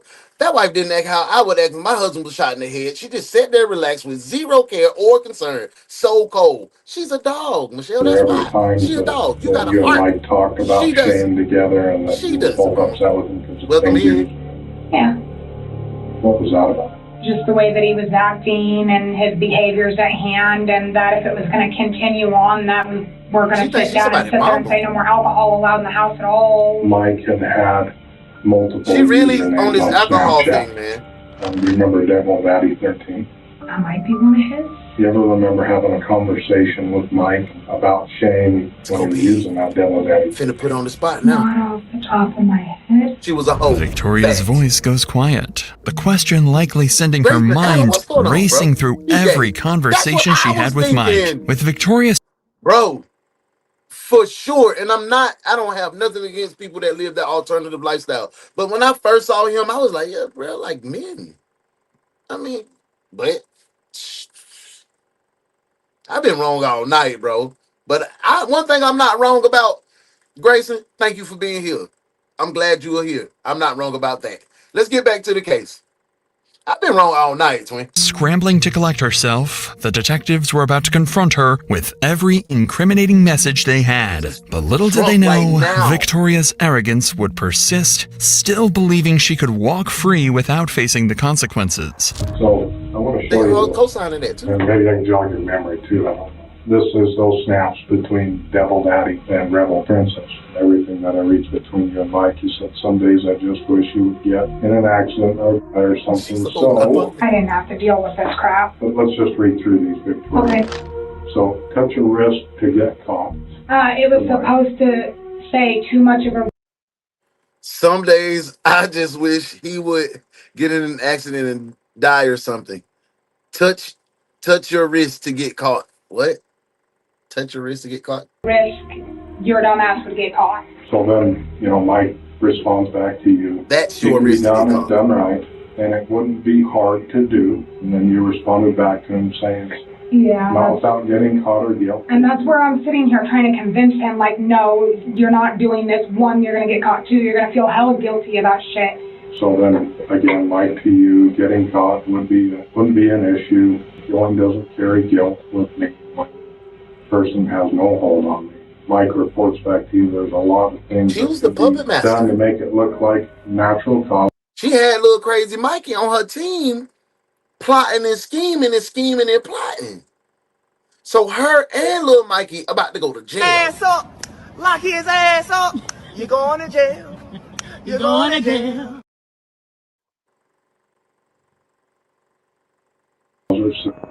Based off his depression and all that's going through his head.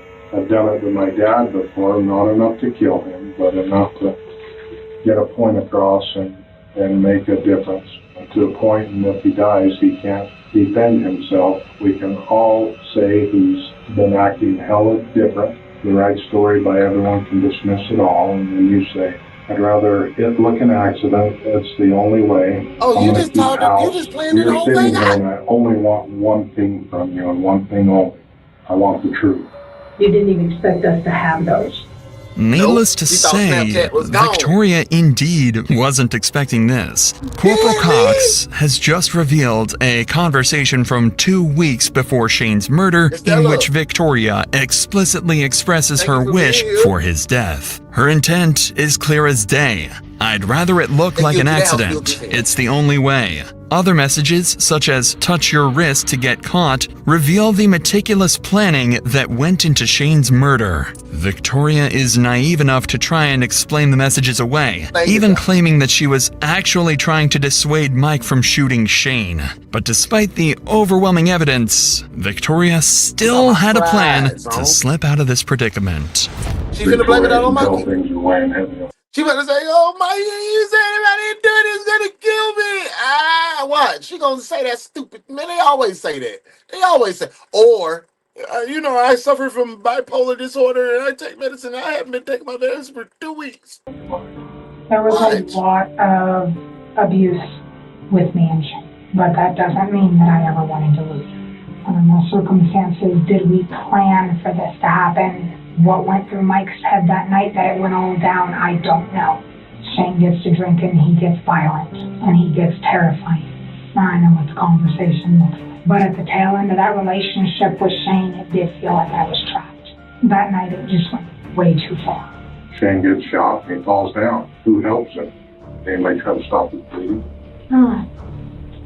No, I can't handle blood, and her big gulp over there drinking a big gulp, pissing me off, man. No, I didn't help my husband who's shot and bleeding out. I didn't, because I can handle blood. Man, shut up. Shut up. Wouldn't let me touch him anyways. All he did was grunt and make weird noises. You can't explain that, Victoria. This is the time to tell the truth. I am. This wasn't planned. This wasn't supposed to happen. Except you're talking about marrying your husband with your lover. We're making this right for Shane. Shane's the victim here. A big goal. And I understand that, but I didn't plan my husband's murder. How often have you talked about killing someone? Oh, Lord. No, seriously. How often have you had these conversations with people? You're telling me that you're a perfect person and you've never done a single wrong thing in your life? No. I have never talked about okay, but you've never sat there and made a wrong retort. Remember when I told you Shane was that morning? Yeah. Raw devil. Yes, Sirski. Where you been at, twin? I was like, damn, I ain't seen my boy in a couple of days. I hope life treating you fair, bro. Everything good your way? You in a good place, good space? All right, good to see you, boy. Good to see you, my boy. Yeah. Let's get back to this case. Case 4. You remember when you said back to me? No. And you actually said to me you were worried about losing your house. Your husband just died and told you that. Do you think those things planted the seed in Mike? And it might have. So planting the Girl, seed in you there, know it possibly. did. I very well might have without even intending to do so. 90% of that, yes, was smart out remarks. Can I please question? No. I'll tell you this right now, absolutely no.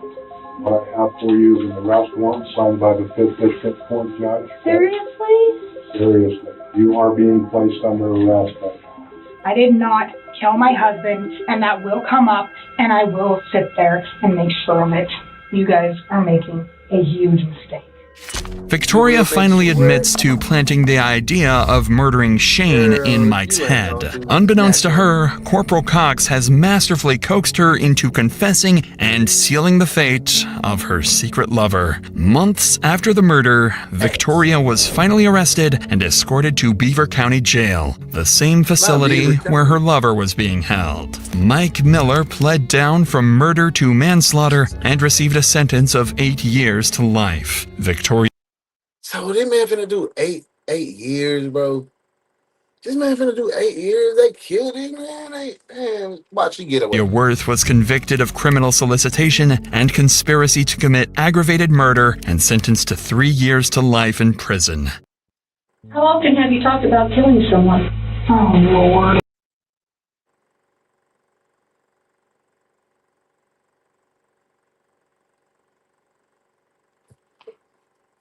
Three years to life?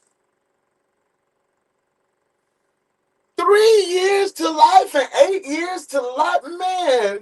3 years. What? What? How, bro? How? Y'all, let's book these. Let's book these two. Drop the warrants in the comments. Let's book these two and come back and talk a little bit before we get into the final case of the night. This is freaking crazy. How? 8 years. 8 years to life. That means you're gonna do 8 years. 8 years. 3 years to life. She gonna do 2 years, maybe. He probably gonna do 6. She gonna do 1.5, and she gonna go home. That's baffling to me. All right, we finna book them, bro. I'm sorry. Let's.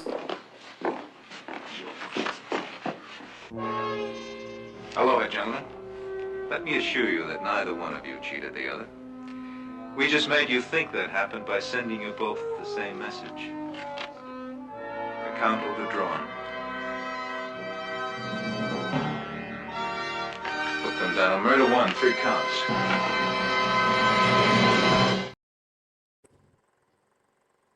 Man, I'm glad to see y'all in agreement. Like, what? Hey, family, I have fun. Okay, go get you some rest. Thank you for your time. Thank you for your energy, Deidre. It's always good to see you in the place. Tomorrow we don't have in the morning shift because I got to go drive to Orlando and get back. So I'm gonna do a turnaround and try to make it back to you guys for 9:05. I hope to see you then tomorrow night on the night shift. Thank you for vibing with us. Like, okay, I don't know they killed that man together. They conspired to kill 3 years and 5 years. He pleaded down to manslaughter and got 8 years to life. 8 years to life. They put that to life on the end just for and giggles. You know? That's crazy to me. Y'all know what it is. Case 5, final case of the night. Put final case in the comments. And y'all, let's get on to the final case of the night. Night shift. Listen here, I know I gave you a hard time, but you held your own out there, Rook. You did good. I'm proud of you. But stay sharp. This is the final case. Is he sorry? I'm so sorry. This is Hannah Lee Gage, and she just found her boyfriend shot dead in their kitchen by their mutual friend. I literally thought it was a flashlight. So nobody don't break up no more. Nobody don't say, babe, this ain't working out. Nobody don't just have no argument. I hate you. I hate you. Fuck y'all. I don't never want to see you again. Y'all want to do the regular breakups no more? We gotta. I'm tired of my boyfriend. I'm gonna. Like, come on, twin. Shit sad out here in the dating world. Sheesh, I feel sorry for y'all. Let's get to it.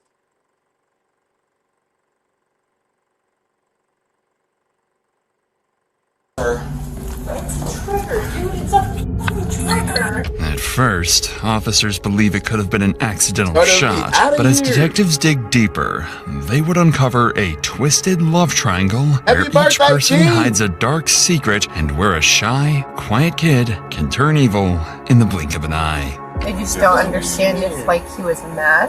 He never hangs out really with anybody. He's very quiet. If I fail at something, I feel stupid. So I aimed at it, pulled the trigger, the rest is played out. So if you failed at shooting somebody because you didn't know how to work the gun, you felt stupid, so you had to make sure you didn't feel stupid because you didn't know how to use the gun?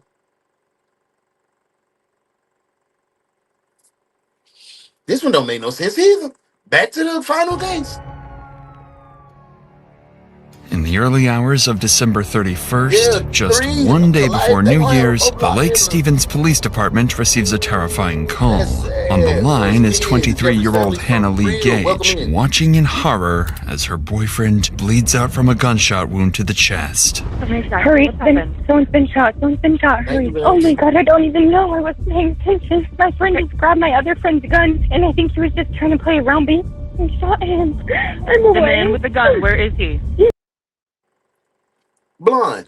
I had to spend $52K on lawyer fees and going to court because I had an assault with a deadly, and them folks offered me 8 years. These people kill 8, like they killed somebody and got offered 3 and 8 years. Like that's what I said. And I ain't tussling with nobody no more. I'm just gonna burn their ass. I'm not tussling. I'm not doing all that. And I got charged with a deadly because I took the gun. I took his weapon. I didn't even have a weapon. So I might as well plea out, right? You know what I'm saying? That don't make no sense to me. I'm still stuck on that. That's crazy. 3 years, bro. And my sister 3 was yelling for me measly to help. I feel like I need to help. Okay, what is his name? Trell, What's your name, huh? What's your name? Where you been, bro? Everything good your way? Life treating you smooth? I hope so, bro. Good to see you. Officers rush to the scene, knowing the situation is dire. The victim may be moments away from death, while the killer stands watching. And what they'd find inside wasn't just a horrific scene. It was the Right end after this, we result going over of to kick it with obsession Ace or turning Media. into violence. We're going over there to Thank God they're here. They're here. Okay, go to the door. this channel, and we're gonna rock out too. Oh my God. Where's the gun? Please help. The gun is right. That's gonna be Neil. Please help. I'm inside. Neil? yeah, no justice for that man for sure. I literally thought the Kenny. gun was a flashlight because he Welcome was using it in, as a bro. flashlight. We were looking for a cat, and I saw that I was using a flashlight. I hope I just one. Yes, one shot. I thought you had unlimited. No, it's not okay. On the floor lies 27-year-old Neil Forestier, shot in the chest and no longer breathing. Paramedics arrive within minutes, fighting desperately. Get this. Watch another YouTube live streamer get attempted. What? Who, Trav? I go watch that right To bring the young now. man back to life. Just a few feet away stands his friend, Joshua, insisting the shooting was an accident. But as the officer escorts him outside, reality begins to sink in. No parachute. Just Stay over there. Stay over there.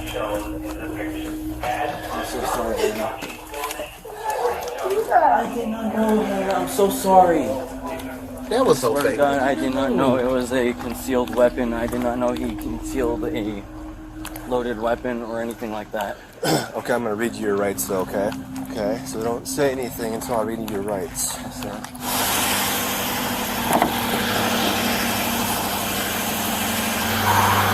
I have work in a few hours. I know, buddy.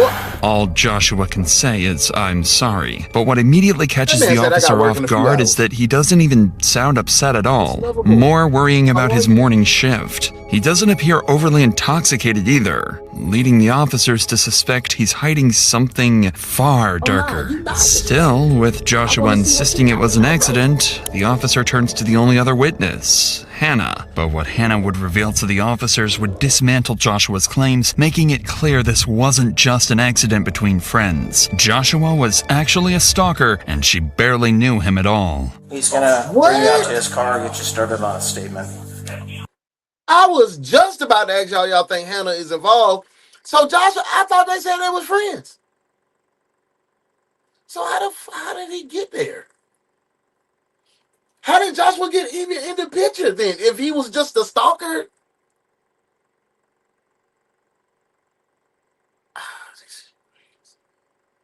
She crazy. I'm talking about these crazy twin, like what? Wait, I got it. I got it. Don't worry I about have it. a cat, so I just don't want to. Was Josh? That's the name, right, Josh? I don't know. I asked him when I was on the phone with him. I thought it was a flashlight. I Yeah, know right, him, right. but I just don't know. I didn't know it was a gun. I thought it was We a met at the bar like a couple of times. Kind And he just asked if he could come over to my house so he could sober up for an hour, and then he was gonna go home. And I said, Did yeah, he sure, drive that's here? fine. Took his gun out, put in his waistbands, so him and Josh played box. Josh started it, like Amen. he was like doing it, acting around, and then he was like, oh, we could do that if you want. Like we could just start with 10% and then go up. Unbeknownst to Hannah, Joshua was consumed by jealousy. He perceived himself as a nobody, a failure at everything, while Neil was a Navy veteran, a rising MMA fighter, and the boy. Oh, you bitch, you done killed one of my shipmates, twin. And he did the MMA like me and Doc Willis. So he just was on the same trajectory as me and my brother. And you offed him because you was jealous of him. And you probably had to shoot him because you know you couldn't do nothing with them hands. You couldn't do nothing with them. Oh, the truth done came out. You was just a little punk clown, scared to go toe-to-toe, blow for blow with a dude that was going to tear your head up.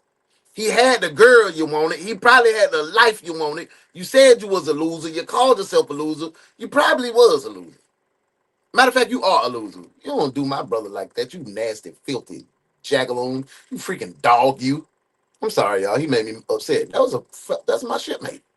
Don't you remember you is a little ugly doggy?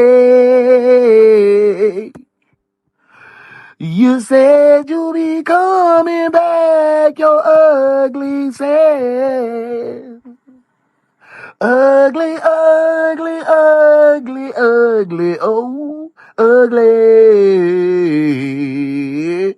You were ugly, ugly little dog. Doom, doom, doom.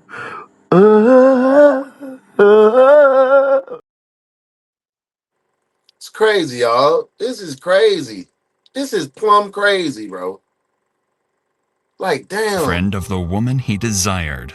But this is when Hannah would voice what everyone is thinking, exposing just how ridiculous Joshua's excuse for the shooting really is. We sometimes say that when, like, you know, with our gun, we punch out, like. Yeah, no, I never saw him grab the gun or point the gun. I just heard it, and I was like, I didn't really understand what it was. I just felt the ringing in my ear. Yeah. And it almost felt like something like ricocheted. How close would you say? I was so close. Like we were. I'm sorry to hear that, Jocelyn. Them folks not playing. So how they get 3 years and 8 years for We were all in that small little kitchen. Did Neil say anything? No. He wasn't talking. He didn't say nothing. No, but he was still awake for a little bit. Like he collapsed and his eyes closed and everything rolled back. But So I feel like since we were drinking, like I feel like I can't even fully process what all just happened. Yeah. There's nothing that you could have done. I just don't understand if like he was mad. I don't really understand how you could think a gun is just a flashlight. I didn't see the gun. Is there a flashlight on the gun? I'm pretty sure there is a flashlight on the gun, but you would have to pull the trigger. And I appreciate y'all. Thank y'all for being part of the family. Hannah is exactly right. A gun doesn't go off by itself, nor can it be mistaken for a flashlight, which means police might be dealing with a far more deliberate act than they initially thought. By now, Joshua has arrived at Snohomish County Jail, where he will be held for hours while police gather evidence. During this time, guilt begins to eat away at Joshua. He knows Neil didn't deserve what happened to him, and he's terrified the police won't buy his accident story. But this is when devastating news comes back from the scene. Despite the paramedics' best efforts, Neil Forestier had passed away. Neil was a religious man with a deep love for his country. He served in the Navy and later pursued a career as a professional mixed martial artist. Neil enjoyed making people happy, which is why he tried to befriend Joshua, making what happened to him all the more tragic. With Joshua in custody, detectives... So Nick tried to be cool with the dude that wanted his life. That is the wrong thing to do. I have been a victim of that too, with my such generous and giving heart. I think I could save everybody. Yeah, that's my friend. He just he never had a real friend in his life, so I could be the one to help. End up getting myself played right off the streets of being hurt and betrayed. It never worked. ...to gather every piece of evidence before interviewing him. So they call the bartender who served drinks to the group just hours before the horrific shooting. She knows all three of them well, and to the detective's surprise, she seems to be on Joshua's side, portraying him as someone who wouldn't hurt a fly. So you normally see they're what you would call maybe irregulars? Yeah. Do they usually come in together, or do they usually hang out together? Josh never hangs out really with anybody. He is very quiet. And no, he seems, honestly, he seemed like a little bit like he might have had Asperger's or something. Probably the last person I would have ever expected to have heard this about. The bartender is shocked to learn what Joshua has done. That's crazy. Suggesting that it may have been nothing more than a tragic accident. But what she's about to reveal hints at Joshua's darker motive, showing how a quiet, shy kid can turn evil in the blink of an eye. This past weekend, he did go hang out with Hannah. She is, like, very gregarious. Really outgoing? That way. Would you maybe describe her as flirty? She's very flirty. Okay. And she honestly, the night that happened, started dancing with him, and I can see dancing with Josh or dancing with Neil? Dancing with Josh. Like, yeah, like. She done hyped that man. He felt like he had a chance. And with people like that, you can't give them the opportunity to feel like, oh, I got a chance with her. Because now he's totally in. He's all in because he haven't received that attention from a beautiful lady like that. Ooh. Do you think she's a part? Is she part the reason for her boyfriend's demise? Let me know, detectives. I kind of want to put the blame. I want to... it's gonna sound real tacky when I say this, but she gotta wear some of that. She gotta wear some of that blame. Leave that man alone. Stop leaving that man alone. Stop playing. You can't flirt with everybody. You can't, man. They take that to the extreme sometimes. Let's get back to the final case of the night. Body to body kind of. Yeah, but nobody seemed upset. Like, Neil didn't look mad. Did you see Hannah, like, making out with Josh at all, or just dancing? I didn't see that. It wouldn't have surprised me. Okay, and have you ever heard Josh express any kind of feelings about anybody in the bar or Hannah at all? Yeah, he stares a lot, but it seems not like creepy, more like very observational. Okay. Almost like he wishes he knew how to talk to people, but doesn't. Neil seems like a really nice person, and Josh seemed really sweet too. Awkward, and I could see where he might misread situations. Armed with a clearer understanding of the group's dynamics, the detectives hope they have enough leverage to get a confession from Josh.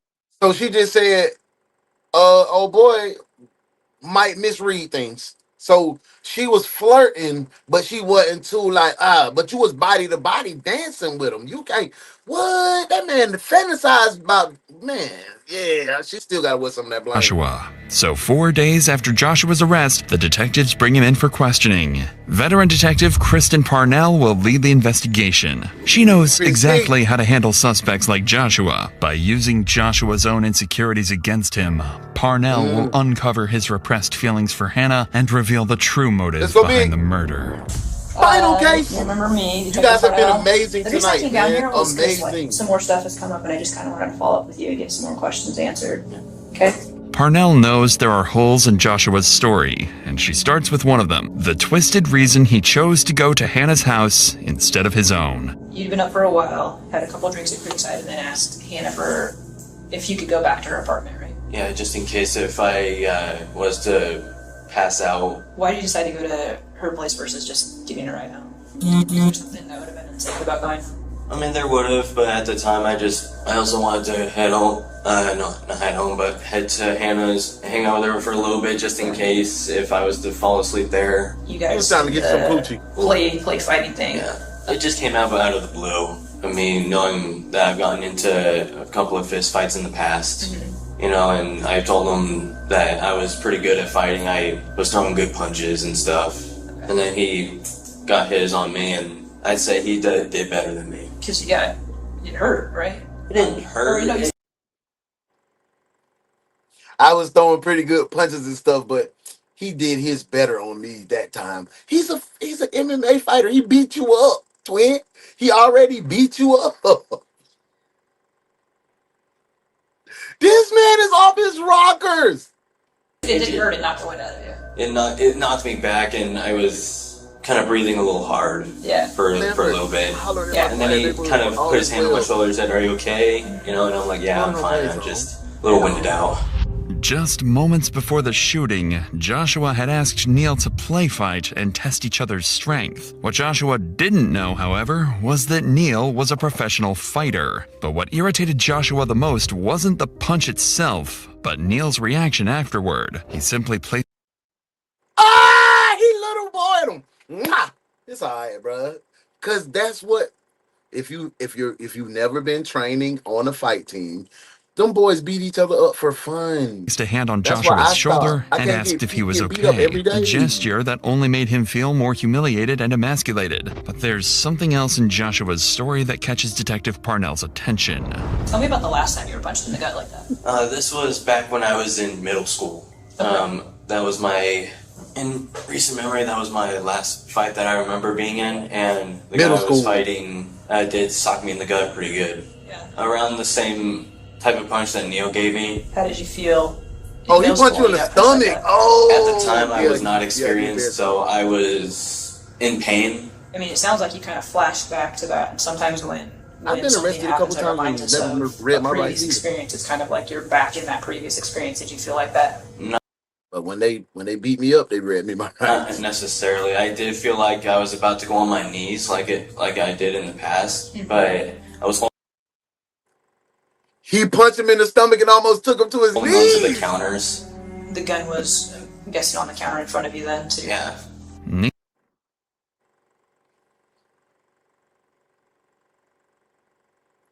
If you would have knew that was an MMA fighter, do you think he could have got away with self-defense? I was scared for my life. He punched me in my stomach so hard, harder than I ever been punched before, and the only thing I could do was get a weapon to defend myself. But he said after he punched me in the shoulder, punched me in the stomach, he put his hands on my shoulder. He little boyed him.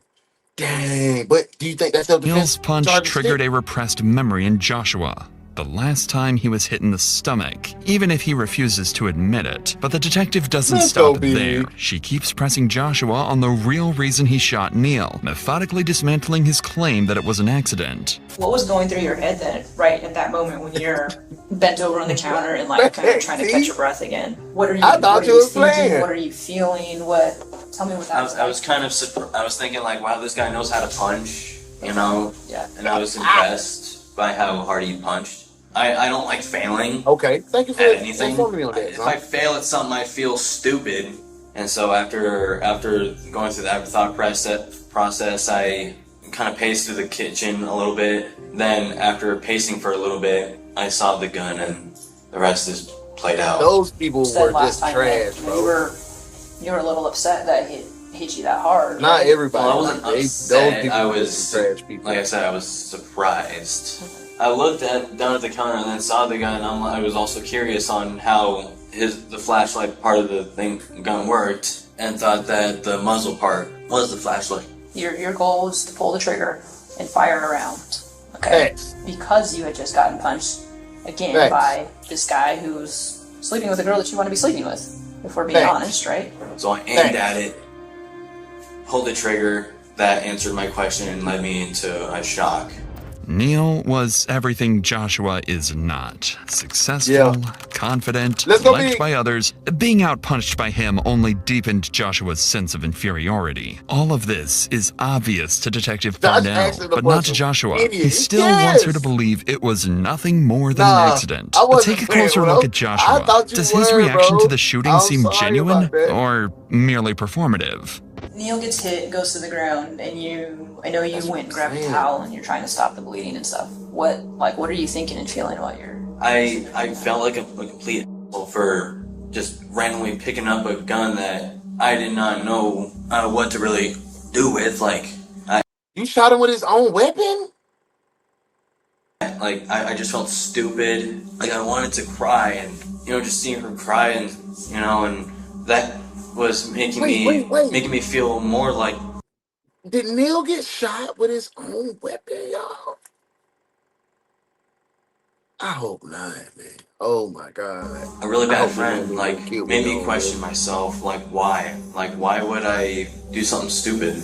Joshua says he felt guilty, but the detective isn't convinced. He's always wanted people to like him, and this might just they gonna beat him from here to yonder. He gonna be folding somebody's drawers. Be his attempt to win Parnell's sympathy. She catches on immediately and plans to use it to her advantage. Unbeknownst to Joshua, the police have confiscated his bag, and what they find inside is troubling, to say the least. Talk to me about your backpack that you were carrying around. He felt stupid. He was embarrassed. I keep tools flathead screwdrivers and stuff. What my favorite hobby to do is taking apart old, throwing away electronics and collecting scrap metal. And one day I wanted to make money off of scrap metal. Talk to me about the other stuff that was in there. Like what? Oh my God. So we have your bag. I would have thought so. So tell me about the other stuff that's in there that you don't want to talk about. We're at a point where I feel like we should be able to be honest, right? Yeah. And I think I've already demonstrated that it's hard to lie to me. I've been lied to a lot, so I'm really good at knowing when people are lying or when people are withholding. And you are not going to tell me. Facts. I think so too. And Juice, when we was on when I was doing my little training, but he challenged him to a boxing match and hit him first. He smacked him first. So he was like, "Oh, okay. So you want to hit me? Let me put this down." Hit him in the stomach. Didn't punch him in the face. Just a little. He little brothered him. He tried to show restraint, but this dude. Tell me anything in this room that I have not. I think it was on the counter. So you're not going to he make took me it off and put it on the counter. You are not going to make me think badly about you. For me, I do this all the time. It's hard to think without looking inside my bag. He got robbed and got mad. Knocked the wind out of him, for sure. What was all in there? Just if we were wanting to get a little, frisky or whatever. Okay. Facts. Cause he one thing for sure and two things for certain. That boy is going to jail. Lock his ass up. You're going to jail. You're going to jail.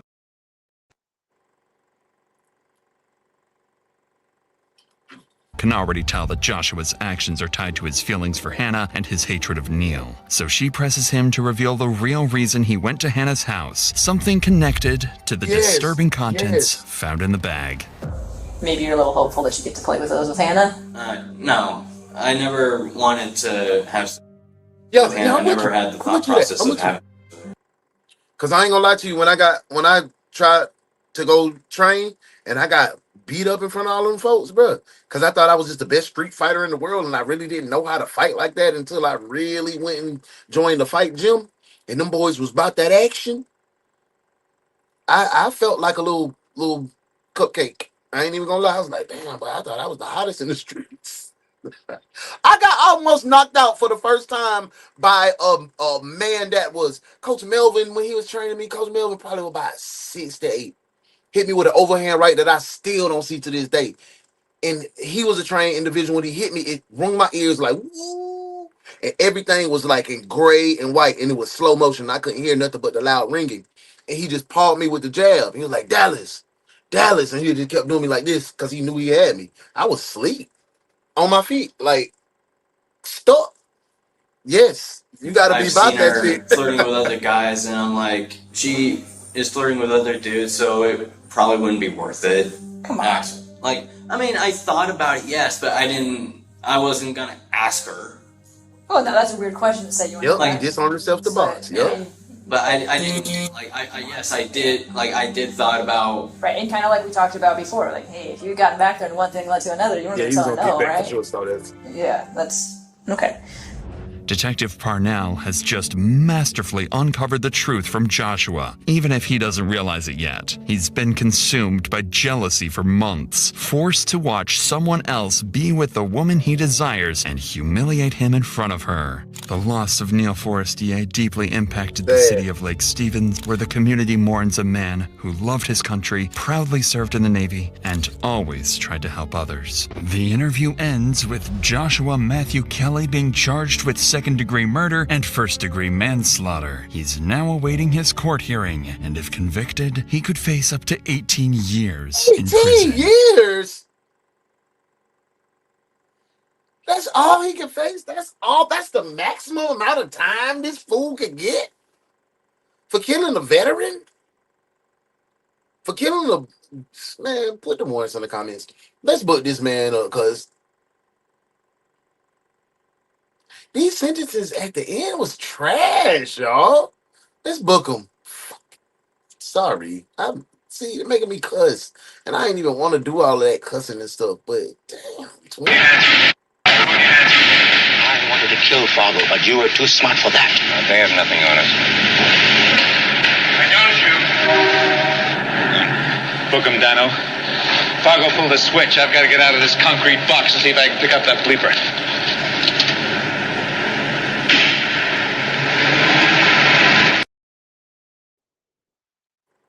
This was crazy. That pissed me off. But you know what didn't piss me off? The way that y'all showed love tonight and turned up for your boy.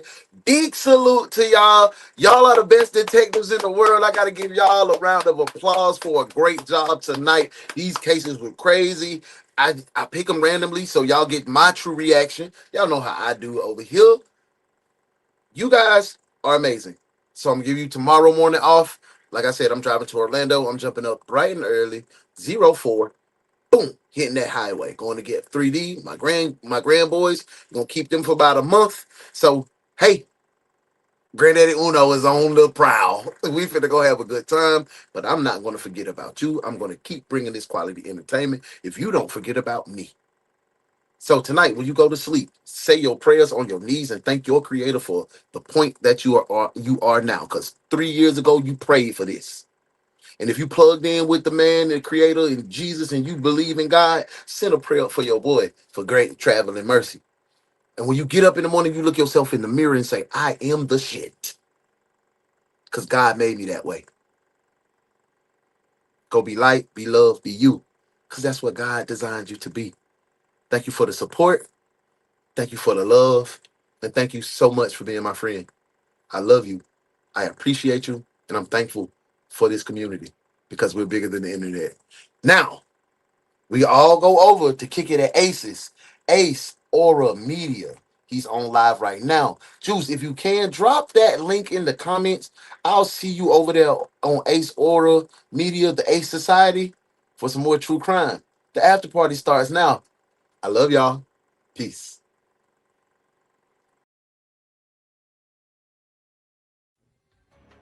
Only a select few is brave enough to face the type of criminals, derelicts, hoodlums, and plain-out lowlives that come out at night. This is the One's detective agency, the Night Shift. Criminals are afraid of us.